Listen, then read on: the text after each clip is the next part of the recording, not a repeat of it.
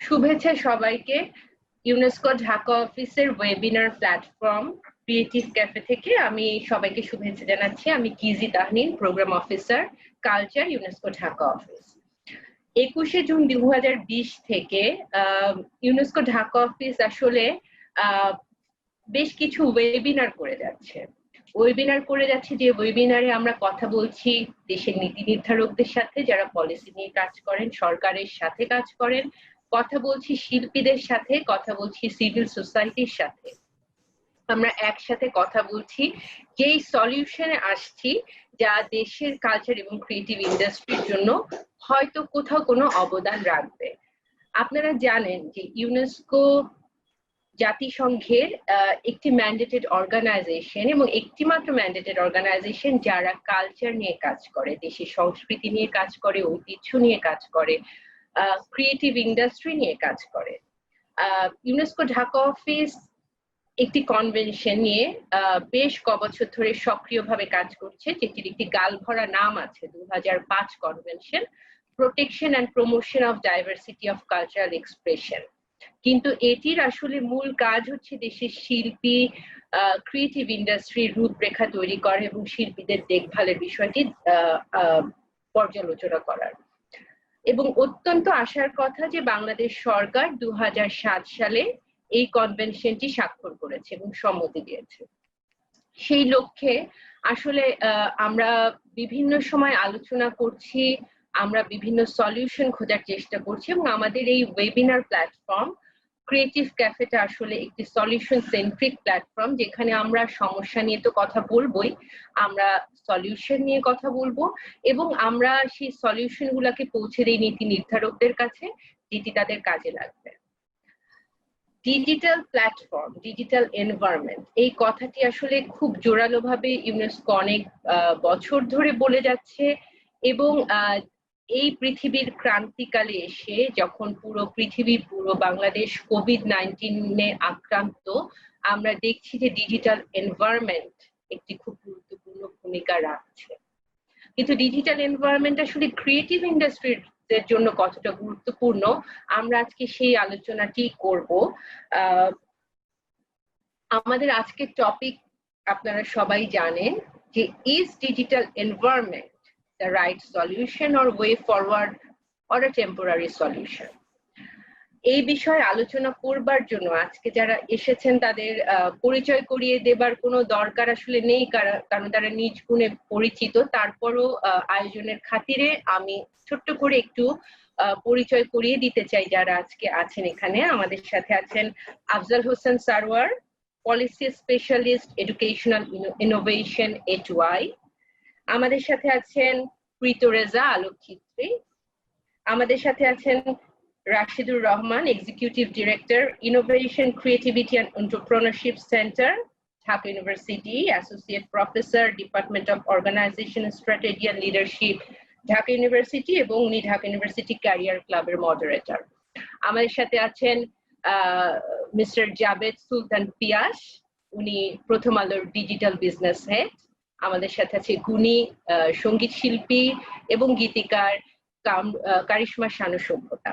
সবাইকে শুভেচ্ছা ইউনেস্কো ঢাকা অফিসের পক্ষ থেকে, এবং আমাদের ইউনেস্কো ঢাকা অফিসের কান্ট্রি হেড এবং রিপ্রেজেন্টেটিভ বিয়াট্রিস কালডন আপনাদের সবাইকে শুভেচ্ছা জানিয়েছেন। Thank you. যেহেতু আজকে সরকারের প্রতিনিধি আছেন, HY আছেন আমাদের সাথে, আমরা সবসময় যে বিষয়টায় কথা বলি যে আসলে কি হচ্ছে, শিল্পীরা সরকাররা একসাথে বসছেন কিনা। তো আমি এই অপরচুনিটিটা নিতে চাই, আমি আসলে আজকে একটু সরকারের প্রতিনিধিকে দিয়েই শুরু করতে চাই। আফজাল ভাই, আপনি HY তে কাজ করছেন এবং খুবই বর্ণাঢ্য একটি কর্মজীবন আপনার।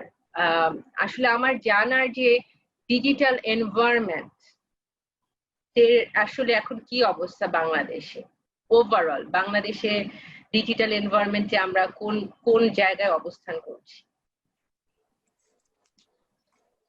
ধন্যবাদ, এবং আপনার মাধ্যমে আমি ইউনেস্কোকেও ধন্যবাদ জানাচ্ছি আমাকে এখানে আহ্বান জানানোর জন্য, কথা বলার সুযোগ দেওয়ার জন্য।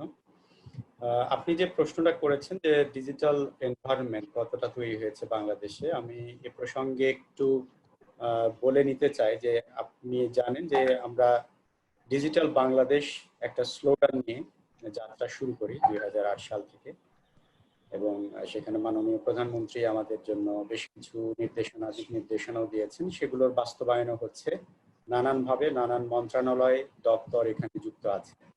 তো তার প্রেক্ষিতে আপনি দেখবেন যে এডুকেশনে ডিজিটাল যে এনভায়রনমেন্টের ছোঁয়া আমরা দেখতে পাই। আমরা সার্ভিস ডেলিভারির ক্ষেত্রেও যে নাগরিকদের জন্য বিভিন্ন যে সেবাগুলো, সেগুলোকেও আমরা ডিজিটাল প্ল্যাটফর্মের মাধ্যমে দেওয়ার চেষ্টা করছি। আবার এখন পেমেন্টের ক্ষেত্রে যে ডিজিটাল পেমেন্ট, সেই ক্ষেত্রে একটা এনভায়রনমেন্ট তৈরি হয়েছে। পাশাপাশি বিনোদনের জগতেও কিন্তু আমরা ডিজিটাল একটা ছোঁয়া দেখতে পাই। আমার মনে হয় এই বিষয়েও আজকে আমরা আপনাদের কাছ থেকে এবং আমাদের যারা এখানে সম্মানিত আলোচক আছেন তাদের কাছ থেকেও শুনবো। আর এখানে যেহেতু আমাদের পত্রিকা মিডিয়া থেকেও আছেন, সেখানেও কিন্তু আমরা ডিজিটাল একটা ছোঁয়া দেখতেই পাচ্ছি। তো যাই হোক, আমি এখানে যেহেতু এডুকেশন বিষয় নিয়েও আমি একটু আলাপ করবো, তারপর বিনোদনের বিষয়টা একটু করতে চাইবো। আপনারা জানেন, যেটা আপনি শুরুতেই পয়েন্ট আউট করেছেন, যে কোভিড আমাদের এই মুহূর্তে যে বাংলাদেশে নানান ধরনের আমরা একটা সমস্যার মধ্য দিয়ে আছি, একসাথে কিন্তু অনেক ধরনের সুযোগও নিয়ে এসেছে, যে কারণে আজকে আমরা এই বিষয়গুলো নিয়েও কিন্তু আলোচনা করছি। তো আপনি জানেন যে 18 তারিখ থেকেই শিক্ষা প্রতিষ্ঠানগুলো বাংলাদেশে বন্ধ করে দেওয়া হয়, যাতে করে করোনা পরিস্থিতিতে সংক্রমণটা আরো বেশি ছড়িয়ে না যায়। সে উদ্দেশ্যেই কিন্তু শিক্ষা প্রতিষ্ঠানগুলো বন্ধ রাখা হয়েছে। কিন্তু পাশাপাশি সরকার আবার এটাও চিন্তা করেছে কিভাবে আমরা বিকল্প উপায়ে ডিজিটাল প্ল্যাটফর্ম, ডিজিটাল প্রযুক্তির সুবিধা নিয়ে আমরা পড়ালেখা কিংবা এডুকেশনটাকে আমরা কন্টিনিউ রাখতে পারি। এবং সেদিক থেকে আপনি লক্ষ্য করেছেন নিশ্চয়ই, মাত্র 10 দিনের মাথায় আমরা 18 তারিখে 18ই মার্চ শিক্ষা প্রতিষ্ঠান বন্ধ হলো, কিন্তু 29শে মার্চ 10 দিন পরেই কিন্তু আমরা এই সংসদ টেলিভিশনের মাধ্যমে প্রথম মাধ্যমিক পর্যায়ের রেকর্ডেড ক্লাসগুলো আমরা প্রচার করি। এরপরে 7ই এপ্রিল প্রাথমিক এবং 19শে এপ্রিল মাধ্যমিক কারিগরি সহ, অর্থাৎ আমাদের 4টা স্ট্রিমেই কিন্তু এই সংসদ টেলিভিশনের মাধ্যমে এই আমরা রেকর্ডেড ক্লাসগুলো প্রচার করি। আমি এই কারণে এটা বলছি যে এইখানে কিন্তু ক্রিয়েটিভ ইন্ডাস্ট্রির একটা বিরাট ভূমিকা রয়েছে। এটা শুধুমাত্র কিন্তু আমি বলবো যে শিক্ষা মন্ত্রণালয় এবং প্রাথমিক ও গণশিক্ষা মন্ত্রণালয় এবং সংশ্লিষ্ট যে অধিদপ্তর, তাদের অবশ্যই এখানে সময় উপযোগী পদক্ষেপ, নেতৃত্ব ছিল। আইসিটি ডিভিশন এবং এটুআই এখানে সহযোগিতা করেছে। কিন্তু আমি বলবো যে এই ক্রিয়েটিভ ইন্ডাস্ট্রির এখানে যদি ইনভলভমেন্ট না থাকতো, তাহলে কিন্তু আমরা এটা কিছুতেই করতে পারতাম না। আপনারা নিশ্চয়ই সেখানে দেখেছেন যে সেখানে যে ডিজাইন, তারপরে স্ক্রিপ্ট, রেকর্ডিং, এডিটিং, তারপরে সেটাকে প্রমোশন, প্রত্যেকটা ক্ষেত্রে কিন্তু এই ক্রিয়েটিভ ইন্ডাস্ট্রি, ডিজিটাল প্রযুক্তির আমরা স্বাক্ষর দেখেছি। পাশাপাশি আমি ইউনেস্কোকেও ধন্যবাদ জানাই যে ইউনেস্কো কিন্তু রেডিওর মাধ্যমে যে আমাদের প্রান্তিক পর্যায়ের যারা শিক্ষার্থী আছে তাদের কাছেও কিভাবে এই শিক্ষা সেবাটা অব্যাহত হতে পারে, পৌঁছে যেতে পারে, সে জায়গায় কিন্তু আমরা কাজ করেছি। ইউনিসেফকেও ধন্যবাদ যে ইউনিসেফও কিন্তু এখানে যুক্ত আছে আমাদের সংসদ টেলিভিশন কিংবা অন্যান্য প্রোগ্রামগুলোতে। আমরা যেহেতু ডিজিটাল ডিভাইড যাতে তৈরি না হয়, একই সাথে এডুকেশন ডিভাইড যাতে তৈরি না হয়, সেক্ষেত্রে টেলিভিশন, রেডিও, মোবাইল, তারপরে ওয়েব প্ল্যাটফর্ম, নানানভাবেই কিন্তু এই কার্যক্রমগুলো চলমান রয়েছে। আপনারা জানেন যে অনেক শিক্ষক অনলাইনেও ক্লাস নিচ্ছে এবং শিক্ষার্থীরা সেখানে অংশগ্রহণ করছে। তো এই প্রত্যেকটা জায়গায় আমি বলবো যে আমাদের ক্রিয়েটিভ ইন্ডাস্ট্রির পক্ষ থেকে নানান ধরনের সহযোগিতার কারণেই এটা সম্ভব হয়েছে। আমি বলবো যে this is a collective effort, এবং কম্বাইনলি আমরা এখানে সরকারি, বেসরকারি উদ্যোগ, ক্রিয়েটিভ ইন্ডাস্ট্রি, আমাদের ডেভেলপমেন্ট পার্টনার্স, সকলের অব্যাহত প্রচেষ্টার মাধ্যমে আমরা এই কাজগুলো করতে পারছি। আমি এখানে একটু থামি, পরে হয়তো আবার সুযোগ আসলে কথা বলবো। ধন্যবাদ। থ্যাংক ইউ আফজল ভাই, এটা খুবই আসলে সলিড মানে একটা স্টার্টিং হলো, মানে অনেক ধরনের ইনফরমেশন যেটা জানার ছিল সেটা জানলাম। আমার আসলে বাকি যারা আছেন তাদের তারা খুব ওতপ্রোতভাবে এই ক্রিয়েটিভ ইন্ডাস্ট্রিজ এর মানুষ, এবং একজন আছেন যিনি ইনোভেশন এবং ক্রিয়েটিভিটি নিয়ে কাজই করছেন শিক্ষা ক্ষেত্রে। তো আমি আসলে আর্টিস্টদের কাছে একটু আগে যাই। প্রীতু, আপনাকে দিয়ে শুরু করি। ডিজিটাল ক্রিয়েটিভিটির কি অবস্থা? মানে আমরা তো আফজাল ভাইয়ের কাছে ওভারঅল জানলাম, ডিজিটাল ক্রিয়েটিভিটি অথবা ডিজিটাল এনভায়রনমেন্টের সাথে ক্রিয়েটিভ ইন্ডাস্ট্রিজ এর সম্পৃক্ততা কেমন বাংলাদেশ এই মুহূর্তে কোভিড-19 এর সিচুয়েশনে, বা আরো আগ থেকেই হয়তো শুরু হয়েছে? কি অবস্থানে আছি আমরা?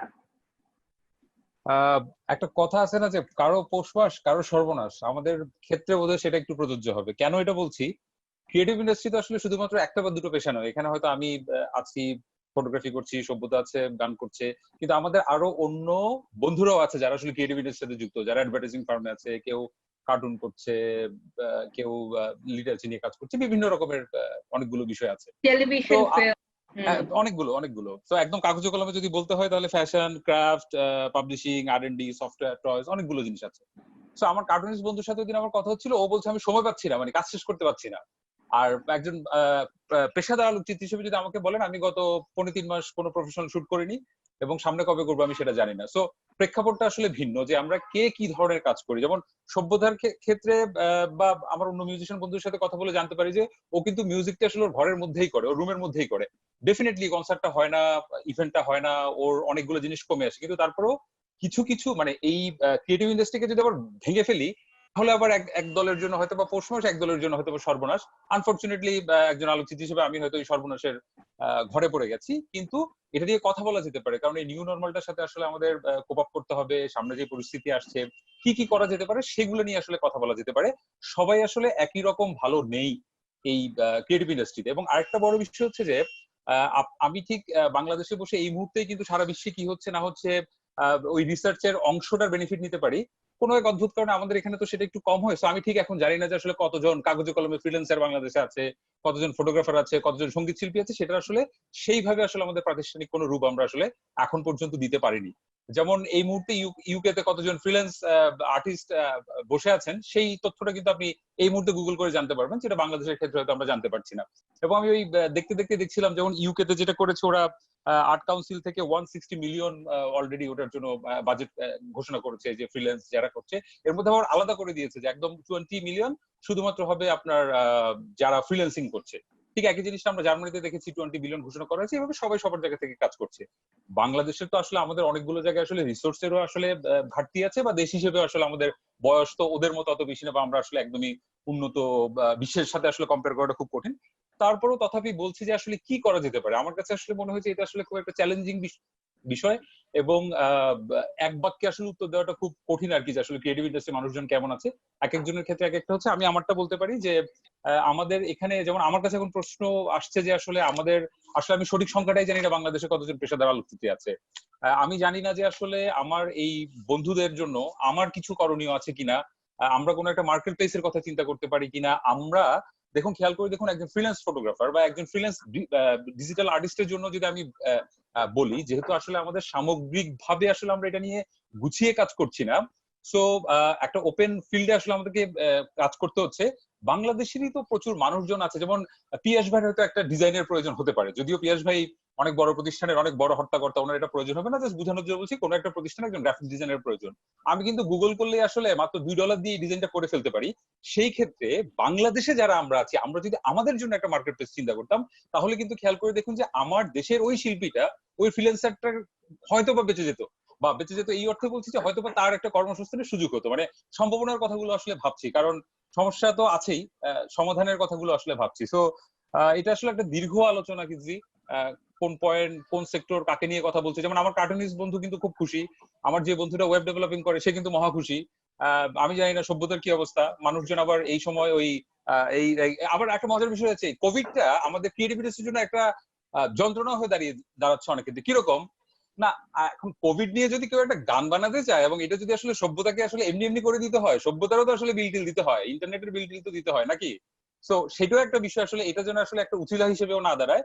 সো এটা আসলে একটা তো ইকোসিস্টেম। সো আমি আসলে সবাইকে অনুরোধ করব, শুধুমাত্র একটা প্রপার রিসার্চ করা যায় কিনা, একটা মার্কেট প্লেস তৈরি করা যায় কিনা, এবং সামনে নিশ্চয়ই আলোচনার আরো অন্য মোড় ঘুরবে। সো ওই আর কি। আচ্ছা, না, থ্যাংক ইউ প্রীত। যেটা হয় যে একজন আলোকচিত্রীর ছবি তুলবেন সেটাই ঠিক, কিন্তু এই কারেন্ট সিচুয়েশনে তো এমনও হচ্ছে, আমি বিভিন্ন দেশের রেফারেন্স নিয়েই বলছি, যে একটা কনসেপ্ট খুব পপুলার হয়েছে যে মাস্টার ক্লাস, যারা যে সেক্টরে যিনি আছেন তারা শেখাচ্ছেন এবং একটা রেমুনারেশনের বিনিময়ে শেখাচ্ছেন। সেই সুযোগটাও তো আছে না আমাদের, আসলে সেই জায়গাটা তো আমরা যদি সলিউশনের জায়গায় ভাবতে পারি।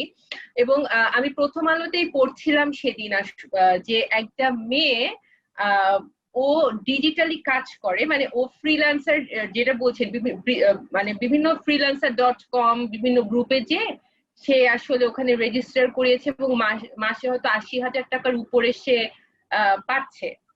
সে গ্রাফিক্স এর কাজ করে দিচ্ছে, সে ইভেন লাইটিং এর কাজ করছে ডিজিটালি, মানে এখানে অনলাইনে বসে বসে করে সে একদমই শুধু একটা ল্যাপটপ থেকে মাসে 80,000 টাকার বেশি পাচ্ছে। এবং আমার কাছে খুব ইন্সপায়ারিং মনে হয়েছে যে নতুন নতুন গল্প আসলে এটাই। আমি সভ্যতার কাছে একটু যাই। সভ্যতা, কি অবস্থা? আপনি যদি মিউজিক ইন্ডাস্ট্রি নিয়েই বলতে চান বলতে পারেন, বা ওভারঅল আপনার কি মনে হয় যে আসলে ডিজিটাল এনভায়রনমেন্টের সাথে কি আমরা কোপ আপ করছি, বা বাংলাদেশের জন্য আসলে কি ডিজিটাল এনভায়রনমেন্ট সলিউশন? এবার আমি আসি আমার কথায়। আমার ব্যাপারটা হচ্ছে, আমি একজন সঙ্গীত শিল্পী এবং সঙ্গীত শিক্ষক। আমি প্রফেশনালি মিউজিক টিচার এবং আমি আর্লি চাইল্ডহুড মিউজিক এডুকেশন করাই। মানে একেবারে 3 বছরের বাচ্চা থেকে শুরু হয়, যারা কথা বলা মাত্র শিখেছে বা অনেকে কথা বলতে পারে না, গানে গানে কথা বলাটা শিখে যায়। এবং আমি পড়াশোনাও করেছি এই বিষয়ে, অনার্স মাস্টার্স করেছি সঙ্গীত বিভাগ থেকে। যাই হোক, এখন ব্যাপারটা হচ্ছে গিয়ে, যেহেতু এখানে সরকারি লোক আছে, আমি একটা ব্যাপার বলতে চাই যেটা আমি ফিল করি। আমার কখনোই মিউজিক টিচার হওয়ার দরকার ছিল না, যদি আমি শুধু আমার গান বেচে খাইতে পারতাম, আমার বিল দিতে পারতাম। আমি একজন 2008-এর পর থেকে আমার ক্যারিয়ার শুরু হচ্ছে, তার মানে ডিজিটাল বাংলাদেশ হওয়ার পর থেকে। এবং আমি যদি আমার ক্যারিয়ার দেখি, আমি পুরো ক্যারিয়ার বানিয়েছি ডিজিটালি। ইউটিউব ফার্স্টে, তারপর আমি অ্যালবাম লঞ্চ করেছি। আমার অ্যালবাম হার্ড কপি বের হয়েছে, কিন্তু কোনো ব্যানারে আন্ডারে বের হয়নি, পুরোটাই আমার ইন্ডিপেন্ডেন্টলি বের হয়েছে। আমি ইন্ডিপেন্ডেন্টলি বের করতে পেরেছি ডিজিটাল বাংলাদেশ হওয়ার কারণে। কিন্তু অ্যালবাম বেচে গিয়ে আমি আসলে আমার বাসার বিল দিতে পারছি না। কেন পারছি না? বাংলাদেশে কোনো ইউটিউবের অফিস নেই যে আমি ইউটিউবে 2.5-3 লাখ ভিউ আছে আমাকে এক একটা ভিডিওতে। আমার অ্যাটলিস্ট 46-47টা ভিডিও আছে, লাখের উপর ভিউ আছে, কিন্তু সেটা রেমুনারেশন আমার কাছ পর্যন্ত আসছে না। কারণ আমাদের সরকারের পেপ্যাল বলে একটা সাধারণ জিনিসের এখনো ব্যবহার শুরু হয়নি, যেটা আমি আরো 10-15 বছর আগে থেকে দেখছি ওয়ার্ল্ডের সব মানুষ ব্যবহার করছে। বা পেপ্যাল আমি বাদ দিলাম, আমি যদি এখন একটা ব্যাংকে যাই যে আমার একটা ক্রেডিট কার্ড দরকার, আমাকে সেই ক্রেডিট কার্ডটা দিচ্ছে না ব্যাংক, বিকজ আমি একজন ফ্রিল্যান্সার, আমার একটা ফুল টাইম জব নাই। আমার একটা ফুল টাইম জব না থাকলে ওরা আমাকে একটা ইন্টারন্যাশনাল কার্ড ইউজ করতে দিবে না। আমার কাজই ইন্টারন্যাশনাল কার্ড ইউজ করে টাকা ইনকাম করা, আর আমি সেখানটাতেই বাধাপ্রাপ্ত। এর জন্য আমাকে হাবিজাবি জিঙ্গেল গাইতে হয়, আমাকে শত শত স্টুডেন্টের ক্লাস নিতে হয়। শত শত বলতে আসলে আমি শত শত বুঝাচ্ছি। এবং আমার যদি দিনের মধ্যে 5 ঘন্টা প্র্যাকটিস করার কথা, সেখানে 5 ঘন্টার জায়গায় আমি 3 ঘন্টা প্র্যাকটিস করতে পারি, আর 12 ঘন্টা ক্লাস নিতে হয়। জাস্ট বিকজ আমি 3 ঘন্টা ক্লাস নিলে আমার হয়ে যেত। আমার 100, 150, 400 বাচ্চার গান শেখানো দরকার নেই, আমি 40টা বাচ্চাকে গান শেখালে আমার হয়ে যায়। কিন্তু হচ্ছে না, বিকজ অফ এই ব্যারিয়ার গুলা। ডিজিটাল বাংলাদেশ হয়েছে ঠিকই, কিন্তু সেটা কতটুকু আমাদেরকে সাপোর্ট করছে? আর এই কোভিড-19 অ্যাজ এ আর্টিস্ট আমাকে আমার কনসার্ট বাদ দেওয়া ছাড়া এমনি জীবনে খুব একটা হেরফের করে নাই। আমি আমার অ্যালবাম লঞ্চ করেছি এবং কোভিড-19 হয় আমার অ্যালবামের রেসপন্স হয়তো নর্মালের থেকে ভালো, কিন্তু ভালো হলে কি হবে? আমি কি রেমুনারেশন আমার হাত পর্যন্ত পাচ্ছি না। সেটা এখনো আমি কপিরাইট অফিসে যদি আপনি যান, আপনাকে যে কপিরাইট দলিল দেওয়া হয়, ওটা একটা লিটারাল দলিল, একদম সলিড দলিল। বাড়ি ভাড়া, বাড়ি কেনা, ফ্ল্যাট কেনা, জমি কেনার দলিল যেরকম, সেরকম একটা দলিল। আমার বাচ্চা হলে সেই রেমুনারেশন আমার বাচ্চা পাবে, আমার নাতি পাবে, আমার পুতি পাবে, এইভাবে কপিরাইটের দলিল করা। কিন্তু সেটা কি কার্যকর? সেটা এখনো কার্যকর না। সেটা কেন না, সেটা নিয়ে যদি কোনো আলোচনা হতো আমি খুব খুশি হতাম। থ্যাংক ইউ সভ্যতা। না, আমরা কপিরাইট নিয়ে ওই যে শুরুতে 2005 কনভেনশনের কথা বলছিলাম, সেখানে কপিরাইটও একটা বিষয়। ডেফিনেটলি এটা নিয়ে আমরা একদিন আলাদা করে আলোচনা করব। আজকেও কিছু কথায় আমি জানি নিশ্চিত যে আসবে। কিন্তু কপিরাইট নিয়ে আমাদের আসলে আলোচনা করার একটা চিন্তা আছে, এবং আপনার কথাতে আমার মনে হলো যে এই কিন্তু এইটা ওতপ্রোতভাবে আমাদের ডিজিটাল প্ল্যাটফর্মের সাথে জড়িত, কারণ এখন তো আমি সিডি ক্যাসেট বিক্রি করতে পারছি না, আমি ডিজিটালি আমার গান বিক্রি করতে হচ্ছে, এছাড়া কোনো উপায়ই নাই। সেক্ষেত্রে আমরা রেমুনারেশন হাতে না পেলে, কপিরাইট আমার কাছে না আসলে, কপিরাইট যদি আমাকে একজন দালালের কাছে সাহায্য নিতে হয় আইটিউন স্পটিফাই আমার গান আপলোড করার জন্য, সেটা আমার কাছে ঠিক মনে হয় না। না, সেজন্যই সভ্যতা আজকে ইউনেস্কো এবং সরকার একসাথে বসেছে আপনাদের কথা শোনার জন্য। চলেন আমরা কিছু রিকমেন্ডেশনের দিকে যাই, তারপর দেখি আমরা আমাদের আসলে কিছু রিকমেন্ডেশন আপনাদের মুখ থেকেই শোনা উচিত, কারণ আপনারা এই ফিল্ডে কাজ করেন। আমি একটু পিয়াস ভাইয়ের কাছে যাই। পিয়াস ভাই, প্রথম আলো ডিজিটাল বিজনেস তৈরি করেছে, তার মানে ডিজিটাল এনভায়রনমেন্টে তারা বিশ্বাস করে বা এটার একটা পোটেনশিয়াল আছে, এবং আপনারা অনেক কাজ করছেন, সেই কাজের বিষয়ে আসবো। কিন্তু আপনার কি মনে হয় আসলে ডিজিটাল এনভায়রনমেন্ট বা ডিজিটাল এই ইনফ্রাস্ট্রাকচার কি দরকার আছে ক্রিয়েটিভ ইন্ডাস্ট্রিজ এর জন্য? আসলেও এখন আমরা তৈরি, বা টেম্পোরারি সলিউশন নাকি রাইট অপশন? আমার কাছে ডেফিনেটলি মনে হয় এটা রাইট অপশন, টেম্পোরারি সলিউশন না। আসলে এটা আসলে এই সময়ের সবচেয়ে বেশি রিলেভেন্ট হয়তো প্রবাবলি। আমি আপনার প্রশ্নটা যদি আমি একটু অন্যভাবে আনসার করতে চাই, সেটা হচ্ছে আমার কাছে মনে হয় 5 পিস আর ইম্পর্টেন্ট হিয়ার, যেগুলোতে আমরা খেয়াল রাখতে পারি। ফার্স্ট অফ অল হচ্ছে প্রোডাকশন বা কন্টেন্ট ক্রিয়েশন। আসলে আমরা যে কাজটা করছি বা যে কন্টেন্টটা ক্রিয়েট করছি অন্য মাধ্যমের জন্য, সেই কন্টেন্টটা যখন ডিজিটালি আসবে সেটা কিরকম হবে।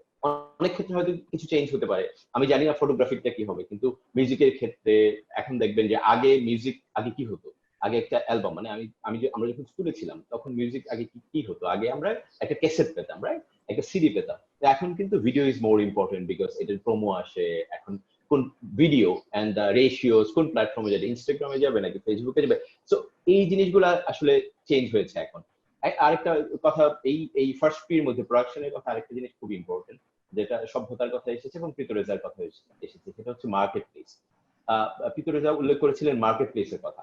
আসলে আমি যে প্রোডাকশনটা করছি সেইটা কোথায় যাচ্ছে, মানে দ্যাটস ভেরি ইম্পর্টেন্ট। আমি গানেরটা বাদ দিলাম, যারা হচ্ছে ফ্রিল্যান্সার কাজ করেন, যারা অন্য ক্রিয়েটিভ যেমন গ্রাফিক ডিজাইন করেন, আপনি যে মেয়েটার কথা বলছিলেন এইচআর কাজ করে দেশে বসে আমেরিকার একটা প্রতিষ্ঠানের জন্য, এরকম বিভিন্ন রকম কাজ কিন্তু হচ্ছে, বিভিন্ন রকম। সবচেয়ে বেশি কাজ হচ্ছে সফটওয়্যারে, বিজনেস প্রসেস আউটসোর্সিং হচ্ছে, সারার ভাই খুব ভালো বলতে পারবেন এগুলা। তো এইটার জন্য প্রপার মার্কেট প্লেস কি আমাদের আছে, যেটা পিতর কথা এসেছিল যে একটা বাইরের অনেকগুলো মার্কেট প্লেসের সাথে আমরা কাজ করছি, definitely which is not wrong probably, but যেহেতু আমরা এখন second or third largest business process outsourcing country, so হয়তো আমাদের নিজেদের কোনো একটা প্ল্যাটফর্ম প্রমোশনের সুযোগ এসছে, বা ওখানে আমাদের ডমিনেন্সটা বাড়ানোর সুযোগ এসছে। এই মার্কেট প্লেসের জায়গা থেকে আসলে আমার সেকেন্ড পিটা, সেটা হচ্ছে প্ল্যাটফর্ম। যে কন্টেন্ট আমরা বানাচ্ছি সেটা কোন প্ল্যাটফর্মে যাচ্ছে, দ্যাটস ভেরি ইম্পর্টেন্ট। এটা সভ্যতার কথার জায়গা থেকে আমার সেকেন্ড পিটা আসবে। যেমন হচ্ছে আমরা এখন যে কন্টেন্টটা বানাচ্ছি, ধরেন সভ্যতা একজন প্রফেশনাল আর্টিস্ট, একজন প্রফেশনাল শিল্পী, সে তার একটা গান রিলিজ করছে ইউটিউবে দেওয়ার জন্য। প্রবাবলি যদি আমাকে জিজ্ঞেস করেন, আমার কাছে মনে হয়, আমরাও কন্টেন্ট ক্রিয়েট করি, কিন্তু আমার কাছে মনে হয় right this moment YouTube and Facebook একজন কন্টেন্ট ক্রিয়েটরের জন্য বেশিরভাগ ক্ষেত্রেই রাইট জায়গা না। প্রাইমারি কন্টেন্ট ডিস্ট্রিবিউশন, আমরা এটা বলি YouTube and Facebook should be the secondary content distribution channel.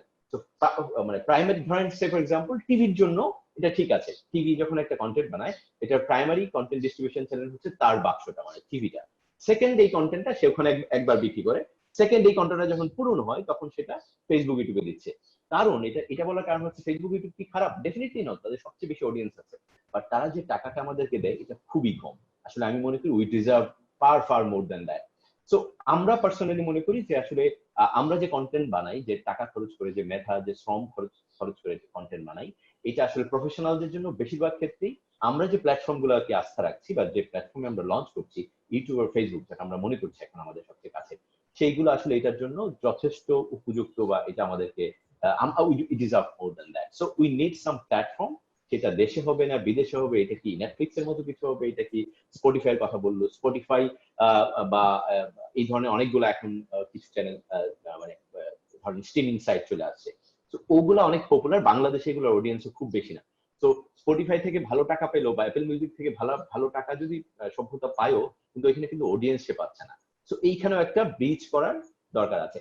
So এইটার মধ্যে আমি যদি বলি হচ্ছে এখানে ইনফ্রাস্ট্রাকচারও একটা বড় ব্যাপার আসবে, এবং তারপরে বলি হচ্ছে আমার থার্ড পিটা হচ্ছে প্রোটেকশন, যেটা সভ্যতার কথা হচ্ছে copyright protection, which is very very important for, কারণ ডিজিটাল একটা জিনিস কিন্তু আসলেই সবাই দেখতে পারে, it's very easy to copy and file. So সেইখানে প্রোটেকশনের জায়গায় ধরেন এই প্রোটেকশনের কিন্তু আমার নিজেরও দায়িত্ব আছে। আমার যদি কন্টেন্ট হয়, আমি একটা কন্টেন্ট বানাবো, এটা যেখানে দিচ্ছি সেটা ডেফিনেটলি আমার সেই ক্ষমতা না থাকতে পারে, ক্ষমতার সীমাবদ্ধতা থাকতে পারে, কিন্তু আমার লার্নিং যে উপায়গুলো আছে সেগুলো আমি প্রপারলি ইউটিলাইজ করতে পারছি কিনা সেটা আমার জানার দরকার আছে। যেমন এখন ইউটিউব ফেসবুকের কথা যদি বলেন, সেইখানে কন্টেন্ট প্রোটেকশন অনেকটাই সম্ভব, পুরোপুরি সম্ভব না হলেও অনেকের কাছে হয়তো ওই কন্টেন্ট ম্যানেজমেন্ট টুলগুলো নিজেদের নেই, তারা বড় প্রতিষ্ঠান বা বড় যারা চ্যানেলের মালিক তাদের আছে, তার কিন্তু সেই সাপোর্টটা থার্ড পার্টির মাধ্যমে ইচ্ছে করলে নেওয়া সম্ভব।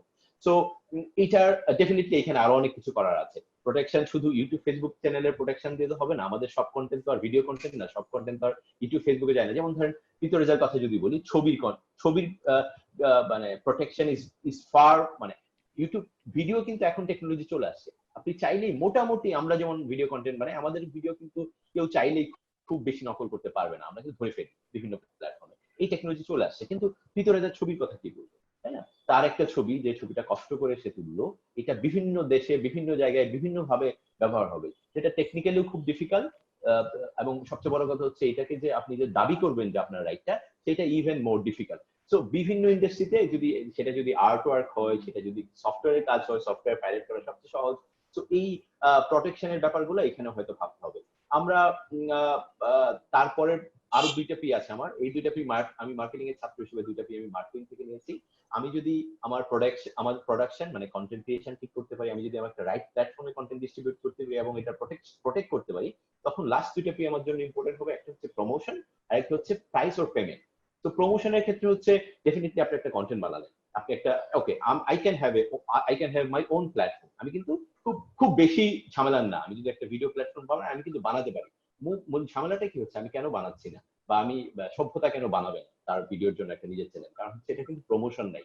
ইউটিউবের মধ্যে একটা ভিডিও দিলে বা ফেসবুকে একটা ভিডিও দিলে, ইভেন প্রথম আলোতে একটা ভিডিও দিলে, এটা মিলিয়নস অফ অডিয়েন্স আছে যেটার মধ্যে পৌঁছে যেতে পারছে। সো এই প্রমোশনের জায়গাটায় হয়তো একজন ইন্ডিভিজুয়াল আর্টিস্টের জন্য হয়তো ডিফিকাল্ট, কিন্তু এটার যদি একটা কোনো হাব থাকে, গভর্নমেন্ট ক্যান কাম হিয়ার, বড় বড় মিডিয়া হাউস, বাংলাদেশি দেশি মিডিয়া হাউস গুলো ক্যান কাম হিয়ার অলসো, এখানে প্রাইভেট মানে প্রত্যেকের সাথে পার্টনারশিপ ক্যান ওয়ার্ক হিয়ার, যে একটা কন্টেন্ট ক্রিয়েটার যদি একটা বড় প্ল্যাটফর্মের সাথে কাজ করে, যাদের স্ট্রেংথ আছে, মিডিয়া রিচ আছে, তারা সেই ব্রিজটা করতে পারে। লাস্ট হচ্ছে যেটা নিয়ে সবাই বলছিল যে পেমেন্ট সভ্যতা যেটা নিয়ে শুরু করেছিল, যে একটা তো ইস্যু আছেই, যে আমি একটা টাকা পেয়েছি, আমি একটা টাকা ইনকাম করেছি, আমার একটা ক্রেডিট জমা হয়েছে, সেটা আমি কিভাবে পাবো, এটা তো একটা সমস্যা। এটা হয়তো কিছু ক্ষেত্রে সলিউশন করা যায়, কিছু ক্ষেত্রে করা যায় না, খুবই ডিফিকাল্ট। সভ্যতা যেটা বললো, যেহেতু ইউটিউব ফেসবুক বাংলাদেশে তাদের অফিস নেই, লোকজন ওইভাবে নেই, একজন দুইজন সিঙ্গাপুরে বসে কাজ করে, তো ওদেরকে রিচ করা যায় না, বড় বড় প্রতিষ্ঠানকে রিপ্লাই করে না, ছোট কন্টেন্ট ক্রিয়েটর রিপ্লাই কি করবে? ধরেন আমাদের কন্টেন্টই ধরেন একটা ছোট একটা মানে আমরা একটা বড় একটা ট্রাস্টেড একটা কোম্পানি, আমরা যখন একটা কন্টেন্ট দিই, কন্টেন্ট কেউ পাইরেট করে, কেউ যদি অন্যভাবে একটু উঠায়, আমরা যদি ক্লেম করি, তারা 10টা প্রমাণ চায়, বিকজ বাট তাদের যদি বাংলাদেশে একটা অফিস থাকতো, তাহলে কিন্তু আমার প্রমাণ চাইতো না, কারণ আমাকে সে চিনতো, আমার প্রতি তার একটা ক্রেডিবিলিটি এন্ড ট্রাস্টেবিলিটির জন্য নিত। এই ঝামেলাগুলো আছে, কিন্তু এর চেয়ে বড় যে ঝামেলাটা হচ্ছে, সেটা হচ্ছে যে রাইট টু পেমেন্ট। সো এইটা আমার মনে হয় যে খুব ইম্পর্টেন্ট। মানে ধরেন একটা কন্টেন্ট যে বানাবে, একটা ধরেন সোলো আর্টিস্ট হতে পারে, কিন্তু এমন অনেক শিল্প আছে যেটার মধ্যে হয়তো একজন না, 4জন 5জন 6জন 7জন স্টেক হোল্ডার আছে, তাদের মধ্যে ডিস্ট্রিবিউশনটা কিভাবে হবে, প্রত্যেকেই প্রপারলি এটা পাচ্ছে কিনা। আমি জানি না যে গানের কথা, একজন সুরকার, গীতিকার, গায়ক সবাই কি সমান পায় কিনা, আমি সেটা ধারণা নেই, কিন্তু সেটা ডিস্ট্রিবিউশনটা কিভাবে হবে, সেটা কি ট্রান্সপারেন্ট, সেটা কি সবাই দেখতে পারবে এক জায়গা থেকে, সেটা কি আগে থেকে বলা থাকবে? তো এই জিনিসগুলো আমার মনে হয়, এই 5টা পি, আমি আবার রিপিট করতেছি, আমার কাছে মনে হয় আমরা ক্রিয়েটিভ ইন্ডাস্ট্রি অলসো যারা আপনারা সাপোর্ট দিচ্ছেন, যারা গভর্নমেন্ট, তাদের যদি খেয়াল করি, তাহলে মনে হয় একটা ব্রিজ করা যাবে। এইটা সবচেয়ে বড় কথা হচ্ছে, এটা টেম্পোরারি সলিউশন না, it is going to B the most relevant platform for all. So এটার মধ্যেই আমরা চলে আসবো। সো এইটুকুই আমার কথা। আসবো পিয়াজ ভাই আপনার কাছে, আবার আমার মনে হয় সভ্যতা কিছু বলতে চাচ্ছেন, তারপর আমি রাশেদ ভাই। হ্যাঁ, আমি যেটা বলতে চাচ্ছি সেটা হচ্ছে, আমাদের কপিরাইট লতে যদি একটা কন্টেন্ট 10 জন মিলেও বানায়, সেটা কিভাবে ডিস্ট্রিবিউট হবে একদম মানে লেখা, যে একজন গীতিকার কতটুকু টাকা পাবে, কত পার্সেন্ট পাবে, একজন সুরকার কত পার্সেন্ট পাবে, সবই লেখা। এবং প্রীত ভাই যদি একটা ছবি তুলে, ছবিটা যদি সে কপিরাইট করতে চায়, তাকে একটা কোড দিবে, সরকারি ভাবে কোড, এবং সেটা সে পৃথিবীর যে কোনো ভাবে এটা ক্লেম করতে পারবে। এগুলো সবই আমাদের লেখা, কিন্তু এটার কোনো বাস্তবায়নতা নাই। সমস্যাটা এখানে, লেখা নাই যে তা না, বাস্তবায়নতাটার ক্ষেত্রে আমরা দেখি সরকারি ভাবে এটাতে আসলে জোর দেওয়া হয় না।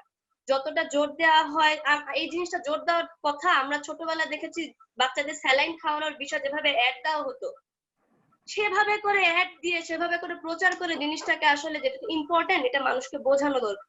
এটা মানুষ বোঝে না বলে তারা আমাদের আসলে আমাদের আর্টিস্টদের ফায়দা নেয়, যে তুমি গায়ে দাও ভাই, দেখা যাবে। দেখা যাওয়া তো আমার সাথে কথা না, এটা আমার ইন্টেলিজেন্স রাইট।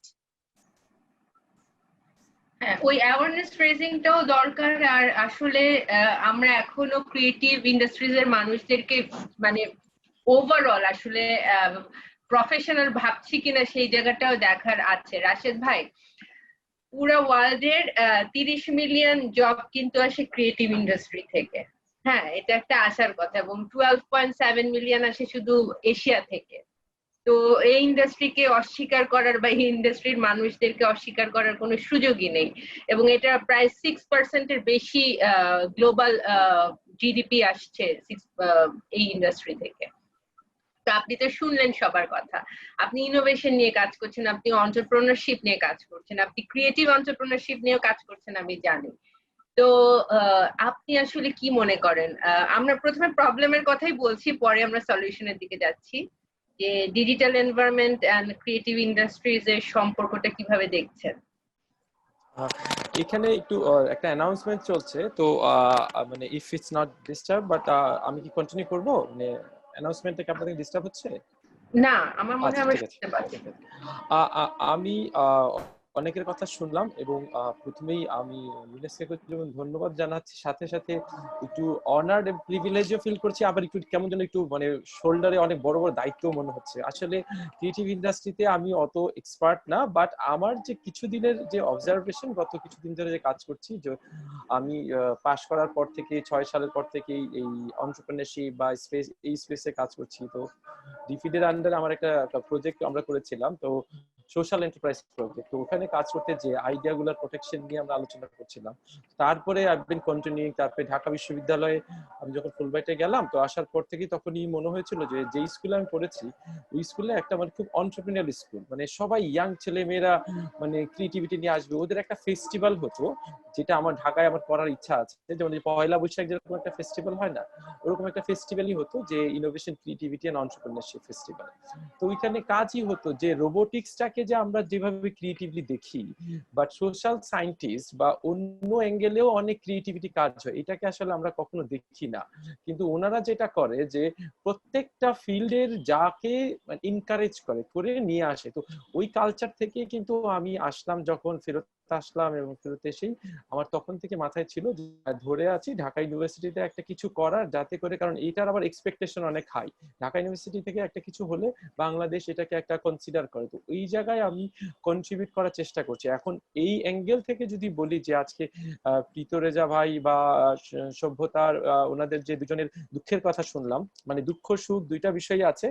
আবার আমি A2I এর ইনিশিয়েটিভের কথা যেমন বলছি, যেমন হার্টিস্ট কনগ্রাচুলেশনস যে আপনারা এই মানে খুবই অল্প সময়ের ভিতরে যে ইনিশিয়েটিভটা নিয়ে এসেছেন সংসদ টেলিভিশনে, এটার ইনক্লুসিভিটি নিয়ে একটা অবজারভেশন আছে, বাট ইট কেম, এবং এইটা একটা গ্রুপকে সার্ভ করছে, এটা একটা ইম্পর্টেন্ট বিষয়। আর প্রথম আলো তো অলওয়েজ, মানে আমি তো চিন্তা করছি, মাঝে মাঝে চিন্তা করছি যে মিডিয়া ইন্ডাস্ট্রি কিভাবে আসলে তার বিজনেস মডেলটা নিয়ে সার্ভাইভ করবে যদি এটা প্রলং হয় কোভিডটা।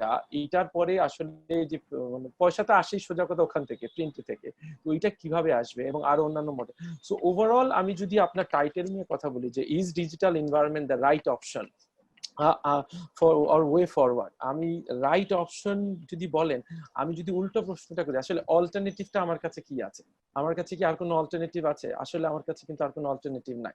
সো নাও যদি এটা নিউ নর্মাল বলেন, মানে এটা কোভিড এর কারণে হয়তো আলোচনা আসতেছে নিউ নর্মাল, বাট ক্রিয়েটিভ ইন্ডাস্ট্রির মানুষের দুঃখ কিন্তু এই করোনার কারণে আরো আগে থেকেই শুরু হয়েছে, এবং এই দুঃখটা আপনি মানে প্রোটেক্টেড ইকোনমি লাইক যে ধরেন বাংলাদেশের ছাড়া ইউরোপিয়ান কান্ট্রিজ গুলা, সেখানে যেরকম আপনি ইউ ফিল প্রোটেক্টেড, এই জায়গায় প্রোটেক্টেড না। এখন এইটাখানে আমি যখন আরেকটা কাউন্টার দিব, তখন আবার কিছু শিল্পী আমাদের বাংলাদেশে আমার উপরে রাগও হবে। তার জন্য আমি যেহেতু শিল্পীদের উপর কথা বলবো, আমি নিজের উপরে নেই। সো আমি যখন পড়াশোনা করছি, যে বইটা যে আমি পড়াশোনা করছি, সেই বইটা কিন্তু আমি নীলক্ষেত থেকে ফটোকপি ভার্সন নিয়েছি। হ্যাঁ, তো আমি কিন্তু ওইখানেই কপিরাইট ভালো করেছি। অথচ এই বইটা তৈরি করার জন্য একটা মানুষ তার সারাটা জীবন, একটা ভালো প্রফেসর যদি বলেন, তার একটা সারা জীবনের অর্জন হয় একটা বা দুইটা বই, তার ইনসেনটিভ কি নাই, কোথাও না। তো আমি এখানে বিভিন্ন সময় আমরা ভায়োলেট করছি, এবং আবার আমরাও যখন রাইটের কথা বলছি, তখন আমি আসলে একটা ইকোসিস্টেমের কথা বলছি। আমি ফরেন মিনিস্ট্রির সাথে কথা বলেছি, আর জেএসসির সাথে আমরা কথা বলছি। তো ওইখানে যেটা দেখা যাচ্ছে একটা মানে মারাত্মক, আমি কতটুকু এটা পলিসিতে বলবো, but there is a disagreement এই সেন্সে যে উই নিড প্রোটেকশন, বাট কান্ট্রির কনটেক্সটে আমরা কতটুকু প্রোটেকশনে যাব এবং কতটুকু যাব না, এইটা নিয়ে আমাদের একটা বড় ধরনের ডিবেট আছে। এবং মিনিস্ট্রিয়াল কোঅর্ডিনেশন নিয়েও আমি দুইটা মন্ত্রণালয় দেখেছি, এবং মিনিস্ট্রিয়াল কোঅর্ডিনেশনটা ইম্পর্টেন্ট। যেটা সভ্যতা খুব সুন্দর করে বললেন যে আইন তো দেওয়া আছে, আমার এখানে এখন আমার বাস্তবায়ন করেন। আসলে বাস্তবায়নের না, আপনি যখন আপনার এই যে এমপ্যাথি বলি, আপনি যখন আপনার অ্যাঙ্গেল থেকে দেখবেন তখন এটা একভাবে, আবার আপনি যখন আরেকটা অ্যাঙ্গেল থেকে দেখবেন তখন আরেকটা ভাবে। বাট সেটা মানে এটা না যে আমাদের দেখতে হবে না। সো ওভারঅল ইকোসিস্টেমটাতে আমার মনে হয়েছে যে চ্যালেঞ্জেস কি, যে there is no alternative then digital platform. আপনি প্রথম কথাই বলে, যেটা আমি কমপ্লিটলি জাভেদ ভাইয়ের সাথে এগ্রি করি। এখন বিজনেসের স্টুডেন্ট হিসেবে আমার কাছে মনে হয়েছে যে এখন আমাদেরকে চিন্তা করতে হবে বিজনেস মডেলটা কি। দ্যাট বিজনেস মডেল যেখানে ক্রিয়েটিভ ইন্ডাস্ট্রিকে যেমন প্রোটেক্ট করবে, আর্টিস্টদেরকে, আবার গভর্নমেন্টের বা অন্যান্য যারা স্টেক হোল্ডার আছে তাদেরকেও আপনি প্রোটেক্ট করে, সেই মডেলটা আমি সলিউশন অ্যাঙ্গেলে বলবো।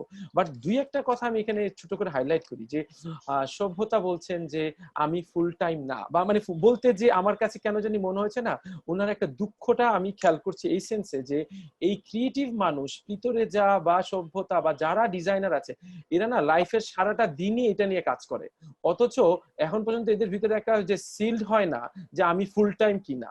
মানে আমি ঢাকা ইউনিভার্সিটি একটা ইন্ডাস্ট্রিতে কাজ করি, একটা অর্গানাইজেশনে কাজ করি বলে ফুল টাইম, আর ওনারা ফুল টাইম না, ওনারা কিন্তু আমাদের থেকে বেশি ফুল টাইম। এখন এইটার জন্য আপনার দরকার মাইন্ডসেট বোঝা, যে আসলে এই মাইন্ডসেটটা নিয়েই আমাদের প্রথমে কাজ করা দরকার। যে আপনি যখন বলছেন যে আমরা নেক্সট ফরওয়ার্ডে আসবো, যেটা প্রীত ভাই ভালো করে বললেন যে আমাদের কোনো ডেটাবেজ আছে কিনা, আমাদের কোনো ওভারঅল আমরা জানি কিনা। তো এই জায়গায় আমার না একটা ফিজিবিলিটি স্টাডি দরকার। যেহেতু ইউনেস্কো এটা আলোচনা করবে, আপনারা কাইন্ডলি একেবারে মানে ক্রিয়েটিভের এবিসি তে যাই, আসলে what is creativity, what matters কি, আমরা সিরিয়াসলি একটা ফিজিবিলিটি স্টাডি করি। এবং আমার সেন্টারে আমরা যেটা সবসময় বলি, guide will guide you. Guide মানে ওই G for government, U for university, I for industry, and D for development partner. এখানে আপনার সবাই আছি আমরা, খেয়াল করে দেখেন। ইন্ডাস্ট্রি হয়তো কিছুটা, আমি প্রীত এবং সভ্যতাকে যদি ইন্ডাস্ট্রি রিপ্রেজেন্টেটিভ ধরি, সো এই guide will have to come up with a agreeable solution, যে আসলে আমরা কি ক্রিয়েটিভ মানুষদেরকে প্রোটেক্টেড মনে করি কিনা, দরকার, কাগজে বললে হবে না। সেকেন্ড, আমরা সলিউশনে যাব, বাট তার আগে আমরা বলছি যে মানে আপনার এই মাইন্ডসেটে যে এরা যে ফুল টাইম জব করছে, এরা যে অন্য কিছু করছে না, এবং এদেরকে অ্যাপ্রিসিয়েশন করা সোসাইটিতে, কান্ট্রিতে, এটা যতক্ষণ না শুরু হবে কালচার, সেটা আমরা আসবো না। সো এইটা গেল একটা অ্যাঙ্গেল, যে there is no alternative but to focus on. Next হচ্ছে, আপনি যদি আজকের আলোচনায় বলেন করোনা নিয়ে, আমরা যেহেতু কোভিড সিচুয়েশনে ওয়েবিনারে আসছি, আদারওয়াইজ আজকে কিন্তু আমরা একটা যে রাউন্ড টেবিল ডিসকাশনে বসতাম, বা ইন পার্সন এক কাপ চাও খেতে পারতাম সবার সাথে, মানে একটা হাই হ্যালো প্রীত ভাইয়ের সাথে এই সুযোগে বলতাম ভাই একটা ছবি তুলে দেন না, মানে এই সুযোগে হয়তো একটা এক্সপ্লয়েট করতে পারতাম, বাট সেটা পারছি না। তাহলে আমাদের দুইটা ডিসকাশন আসতে হবে এখন। মানে আপনি যদি প্রি কোভিড বলেন, যেটা অলরেডি এক্সিস্টিং, মানে ডিজিটাল, আমি যেহেতু ক্রিয়েটিভ ইন্ডাস্ট্রি মনে করছি, এবং তারা অলরেডি সাফার, কোভিডে এটা আরো বেড়েছে। যেটা সভ্যতা বললেন বা প্রীত বললেন, যে আমরা আরো কোথাও আমাদের মিনিমাম যেটা লাইভ শোজ গুলা করার কথা ছিল, এগুলো সেগুলো আমি যেতেও পারছি না। আর আমার ক্ষেত্রে, আপনার ক্ষেত্রে সরকার থেকে কোনো প্যাকেজ আসছে কিনা, এটাও আমাদের একটা চিন্তার বিষয়, যে আমি কিভাবে সার্ভাইভ করবো, আমাকে তো বলতে হবে। আজকে যদি ডেটাবেসটা থাকতো, তাহলে হয়তো আপনি একটা ইয়ে পেতেন, একটা কনসিডার্ড হইতেন, যে ভাই I am being a part of the creative industry, তাহলে এই যে morality of the entire community, যেটা আপনি বললেন 2.7 million in the Asia reason, তাদের মেন্টাল ট্রমাটাকে হিসাব করেছেন? যে আমরা সারা জীবন কাজ করে গেলাম, আজকে পয়সা পাই কি না পাই সেটা জানি না, আলোচনাতেই তো নাই। তো এই আলোচনায় না থাকা আমাদের, সো আমরা, আপনি যখন আলোচনা করবেন মিনিস্ট্রি থেকে বা ইয়ে থেকে, মানে আপনি কোভিড কে শুধু আলোচনা না, কোভিড পরবর্তী আলোচনা নিয়েও কথা বলতে হবে। So Covid is a short term, এটা আমাদেরকে একটু বুঝতে হবে। হয়তো ইমিডিয়েটলি আমরা মানে ইফেক্ট হচ্ছি, বাট এটা 1 বছর 2 বছর, তারপরে হয়তো আমরা আশা করছি হয়তো ভ্যাকসিন পাবো আমরা যদি সবাই ভালো থাকি সেটা। সো আমরা এই জায়গাতে একটা ট্রান্সফরমেশনাল ফেজে যাইতে হবে আমাদের, পুরো শুধু বাংলাদেশ না, ওভারঅল। সেখানে আপনি মানে 5P, জাভেদ ভাইয়ের 5P এর কথা বললেন, সেটা আমি নিজেই মানে এগ্রি করি, বাট এটা নিয়ে আরো আলোচনা করা যাবে। সো আমি এখানে আপনাদেরকে, মানে এখানে আমি এই জায়গাটাই থামবো, যে কোথায় আমাদের মানে পরে আলোচনা আবার আসবো, বাট মাইন্ডসেট নিয়ে আমাদের খুব জরুরি। এবং এই মাইন্ডসেটটা শুধু ক্রিয়েটিভ পিপলের না, creative people knows what they are doing. আমি একাডেমিশিয়ান হিসেবে আপনাকে যেটা বললাম যে মানে আমার কাজের প্রোটেকশনটা কোথায়। সো এরকম সরকার থেকে সবাই জানে, আইন তো তৈরি করার সময় 10টা লয়ারকে ডাকে এবং ইন্টারন্যাশনাল সকল ল গুলা নিয়ে আসে, খুব সুন্দর করে ফ্রেমে পড়ে যায়, কিন্তু এটার যে রিয়েলিস্টিক ইমপ্লিমেন্টেশন, এবং আমি জানি না, হয়তো এটা দুইজন আর্টিস্ট বলবেন, তারাও কিন্তু অনেক সময় কপিরাইট বা লজ ভায়োলেট করেছেন, মানে বিং বাংলাদেশি পার্ট হিসেবে। যে হয়তো আপনি গান শোনার ক্ষেত্রে বা কোনো একটা ছবি আপনি পিডিএফ, আপনি ধরেন কোনো একটা বই পড়েছেন, সেটা পিডিএফ এ ডাউনলোড করেছেন কোনো একটা সফটওয়্যার, সেটাকে আমি কিনে বই কিনেছি, আমি করেছি, আমি আমার কথা বলছি। সো এইভাবে আমাদেরকে ওই গ্লোবাল মুভমেন্ট এবং বাংলাদেশের যে পজিশন, সেইটার জন্য যে একটা কনটেক্সট, আমি এত অল্প সময় হয়তো বুঝাতে পারছি কিনা জানি না, উই হ্যাভ ডিসএগ্রিমেন্ট, যে গভর্নমেন্টের একটা প্রায়োরিটাইজেশন। সবাই আপনাকে ছোট্ট করে এটা বলে শেষ করি, যে ইন্টেলেকচুয়াল প্রপার্টি রাইট ডে হয়, সেই ডেটাতে কত বড় করে ইভেন্ট করব নাকি করব না, এইটা নিয়েও একটা ডিলেমা আছে। কারণ করতে গেলে আমরা সিগনেটারি, বাট করতে গেলে একটা সমস্যা, আবার না করতে গেলে একটা সমস্যা। তাহলে একটা গ্রুপ যারা কপিরাইট ভেঙে ইনোভেশন করছে, তাদের কিন্তু কষ্ট হয়ে যাবে। একটা বই $200 দিয়ে কিনতে হবে, তাহলে কতগুলো অ্যাক্সেস টু এডুকেশন কমে যাবে অনেক। তো আপনাকে এই অ্যাঙ্গেলটা, একটা ডিবেট আছে, একটা মানে মারাত্মক ডিবেট আছে পলিসিতে। সো আমরা আমি প্রীত ভাই বলেছে যে আমাদের রিসার্চ করা দরকার, তো আমি এটাকে আরো একাডেমিক টার্মে বলছি যে আসলে এটা আমাদের একটা কনক্লুশন থাকা উচিত, যে we need to do a feasibility study, এবং সেখানে আমাদের কি কি থাকবে সেটা নিয়ে আমরা পরে কথা বলতে পারি। আমি এখানে আরেকটা লাস্ট পয়েন্ট, যে মাইন্ডসেট নিয়ে আমরা কথা বলবো। So 2 points, one is feasibility, second is the mindset. এটা নিয়ে আমরা কথা বলবো, পরে হয়তো আমি আবার অ্যাড করার চেষ্টা, যদি সুযোগ পাই অ্যাড করবো। ধন্যবাদ। অবশ্যই। আর বারবার আমরা যেটা বলছিলাম যে একটা গাইডলাইন দরকার। আমি এই সুযোগে আরেকবার বলি যে শুরুতে যে বললাম যে ইউনেস্কো 2005 কনভেনশন, সেটা আসলে ওপেন অ্যাক্সেস, যে কেউ অ্যাক্সেস করতে পারেনি, এটা কিন্তু বাংলাদেশ সরকার স্বাক্ষর করেছেন 2007 সালে। এই কপিরাইট, এই ডিজিটাল এনভায়রনমেন্টের একদম অসম্ভব সুন্দর কিছু গোলস এবং গাইডলাইন দেয়া আছে। তো সেটা একটা পড়ে দেখার যদি সুযোগ হয় নিজেদের কারণে, প্লিজ দেখবেন। আর আমরা আসলে খুব সম্প্রতি রাশেদ ভাইয়ের কথা ধরেই বলছি, ক্রিয়েটিভ ইন্ডাস্ট্রি বিষয়ক একটা রিপোর্ট ইন্টারন্যাশনালি আসলে সাবমিশনের জন্য ইউনেস্কো সাহায্য করেছে সরকারকে। সম্ভব কিন্তু ইউনেস্কোই কাজই তো প্ল্যাটফর্ম তৈরি করা এবং ডায়ালগ করে নেটওয়ার্কিংটা করা। আমরা 22টা মিনিস্ট্রিকে একসাথে আমরা বসেছি, এটা কিন্তু খুবই মানে, এবং 22টা মিনিস্ট্রি শুধু না, সিভিল সোসাইটি সব অর্গানাইজেশনের প্রধানরা, মানে আর্টিস্ট যারা আর কি, সিভিল সোসাইটির যে বিভিন্ন অর্গানাইজেশন, ইকুইটি, গিল্ড এবং শিল্পীরাও। তো সেখান থেকে যে আউটকামটা আসে না, এটা আসলে খুবই ফ্রুটফুল হয়, খুবই সলিড হয়।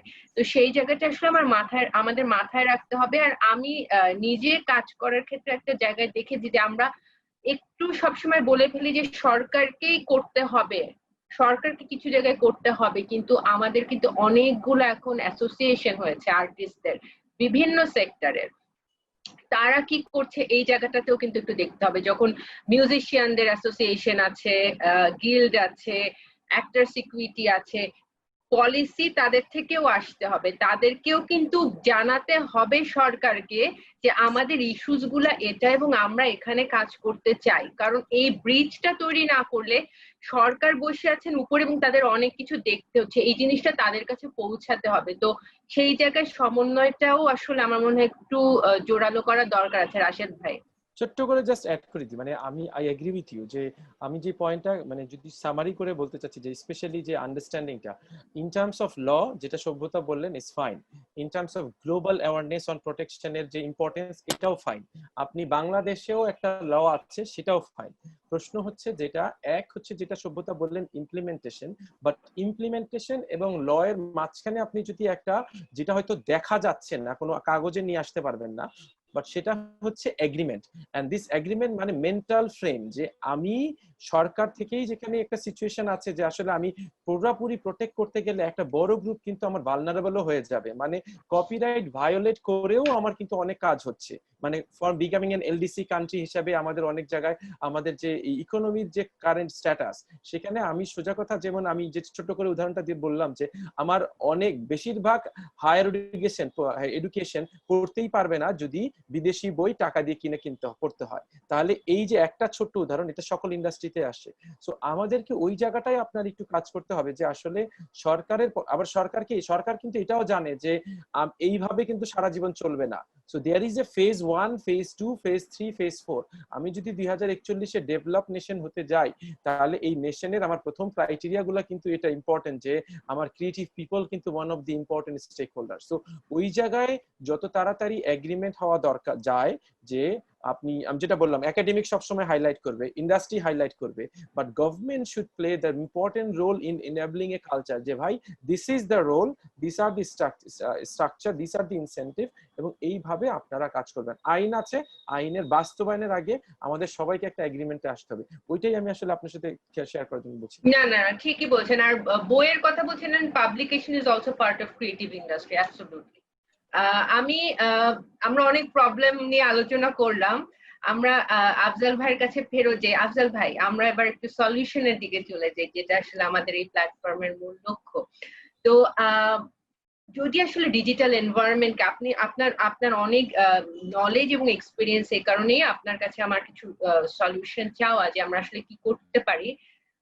আর্টিস্টরা, কালচারাল প্রফেশনালরা এবং ধরেন কোনো প্রাইভেট অর্গানাইজেশনই, ধরেন কোনো এনজিও হতে পারে, আর্ট রিলেটেড কোনো অর্গানাইজেশন হতে পারে, তারা যদি আসলে ডিজিটাল এনভায়রনমেন্টকে ব্যবহার করতে চায় বা ডিজিটাল এনভায়রনমেন্ট সেন্ট্রিক হতে চায়, তাহলে তারা তাদের ইকোনমিক লাইফ, সোশ্যাল লাইফ এবং তাদের যে কপিরাইট, এই জিনিসগুলো আসলে কিভাবে এনশিওর করতে পারে।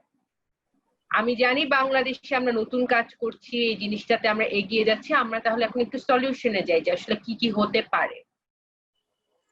জি, ধন্যবাদ কিজি।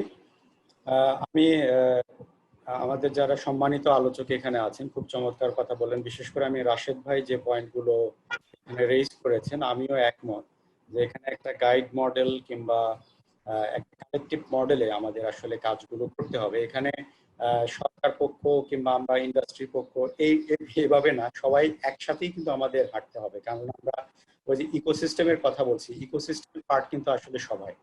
এখানে সভ্যতা হয়তো অনেকটা অভিমানের সুরেই বলছেন, কিন্তু এটা কিন্তু বাস্তবতা আমাদের। যে আমি রাশেদ ভাইয়ের সাথে সুর মিলিয়েই বলবো, এবং আপনিও যে কথাটা বললেন যে এখানে তাহলে সলিউশনটা কি হতে পারে। এখানে আমাদের মাইন্ডসেট অবশ্যই একটা খুবই ইম্পর্টেন্ট বিষয়, যে আমরা হয়তো এই ক্রিয়েটিভ ইন্ডাস্ট্রির সাথে যারা জড়িত, যারা শিল্পী, যারা ডিজাইনার, যারা আর্টিস্ট, বিভিন্নভাবে যারা দেশকে কন্ট্রিবিউট করছেন আর কি, আমি বলবো যে অবশ্যই দেশের প্রতি তাদের যে শ্রদ্ধা এবং কন্ট্রিবিউশনের জায়গাটা, এটাকেও কিন্তু আমাদের স্বীকৃতি দেওয়া উচিত, এটাকে মূল্যায়ন করা উচিত। আমরা যারা বিচ্ছিন্নভাবে হয়তো কাজ করছেন, তারাও যে শিল্পী এবং কন্ট্রিবিউট করছেন, এই মাইন্ডসেটটা আমরা হয়তো এখনো ওইভাবে চিন্তা করি না, যে তাদের কতটুকু আমাদের গুরুত্ব দেওয়া উচিত, সম্মান করা উচিত। তো মাইন্ডসেটের জায়গা থেকে অবশ্যই আমি বলবো যে আমাদের ওই পরিবর্তনটা আনা উচিত। একটা ট্রানজিশনের মধ্যে দিয়ে আমরা হয়তো যাচ্ছি, এই জন্য আসলে ওই ফিলটা হয়তো আরো বেশি আমাদের এখন হচ্ছে। আরেকটা বিষয় বলবো পাশাপাশি যে মাইন্ডসেটের পরিবর্তনের সাথে, সেটা হচ্ছে যে অ্যাওয়ারনেস ডেভেলপমেন্ট। আমাদের কপিরাইট ল আছে, আপনি জানেন, আমরা অনেক কনভেনশনের সাথে একতাবদ্ধ, একমত হয়েছি। আমরা ওয়াইপিওর সাথে কাজ করছি, আমরা ওইআর নিয়েও কাজ করছি, এবং ইউনেস্কো এখানে অনেক বেশি কন্ট্রিবিউট করছেন। যেটা রাশেদ ভাই বললেন, যে আমিও being a Dhaka university students, আমিও কিন্তু নীলক্ষেত থেকে অনেক বই ফটোকপি করে পড়েছি। তো এখানে কিন্তু কপিরাইট আসলে ভায়োলেট হয়েছে। যারা এখানে আমরা অনেকেই আছি হয়তো কোনো না কোনো ভাবে হয়তো ভায়োলেট করেছি, কিন্তু এইটা যে ভায়োলেটেড হচ্ছে আমার দ্বারা, আমি হয়তো ওইভাবে সচেতন নই।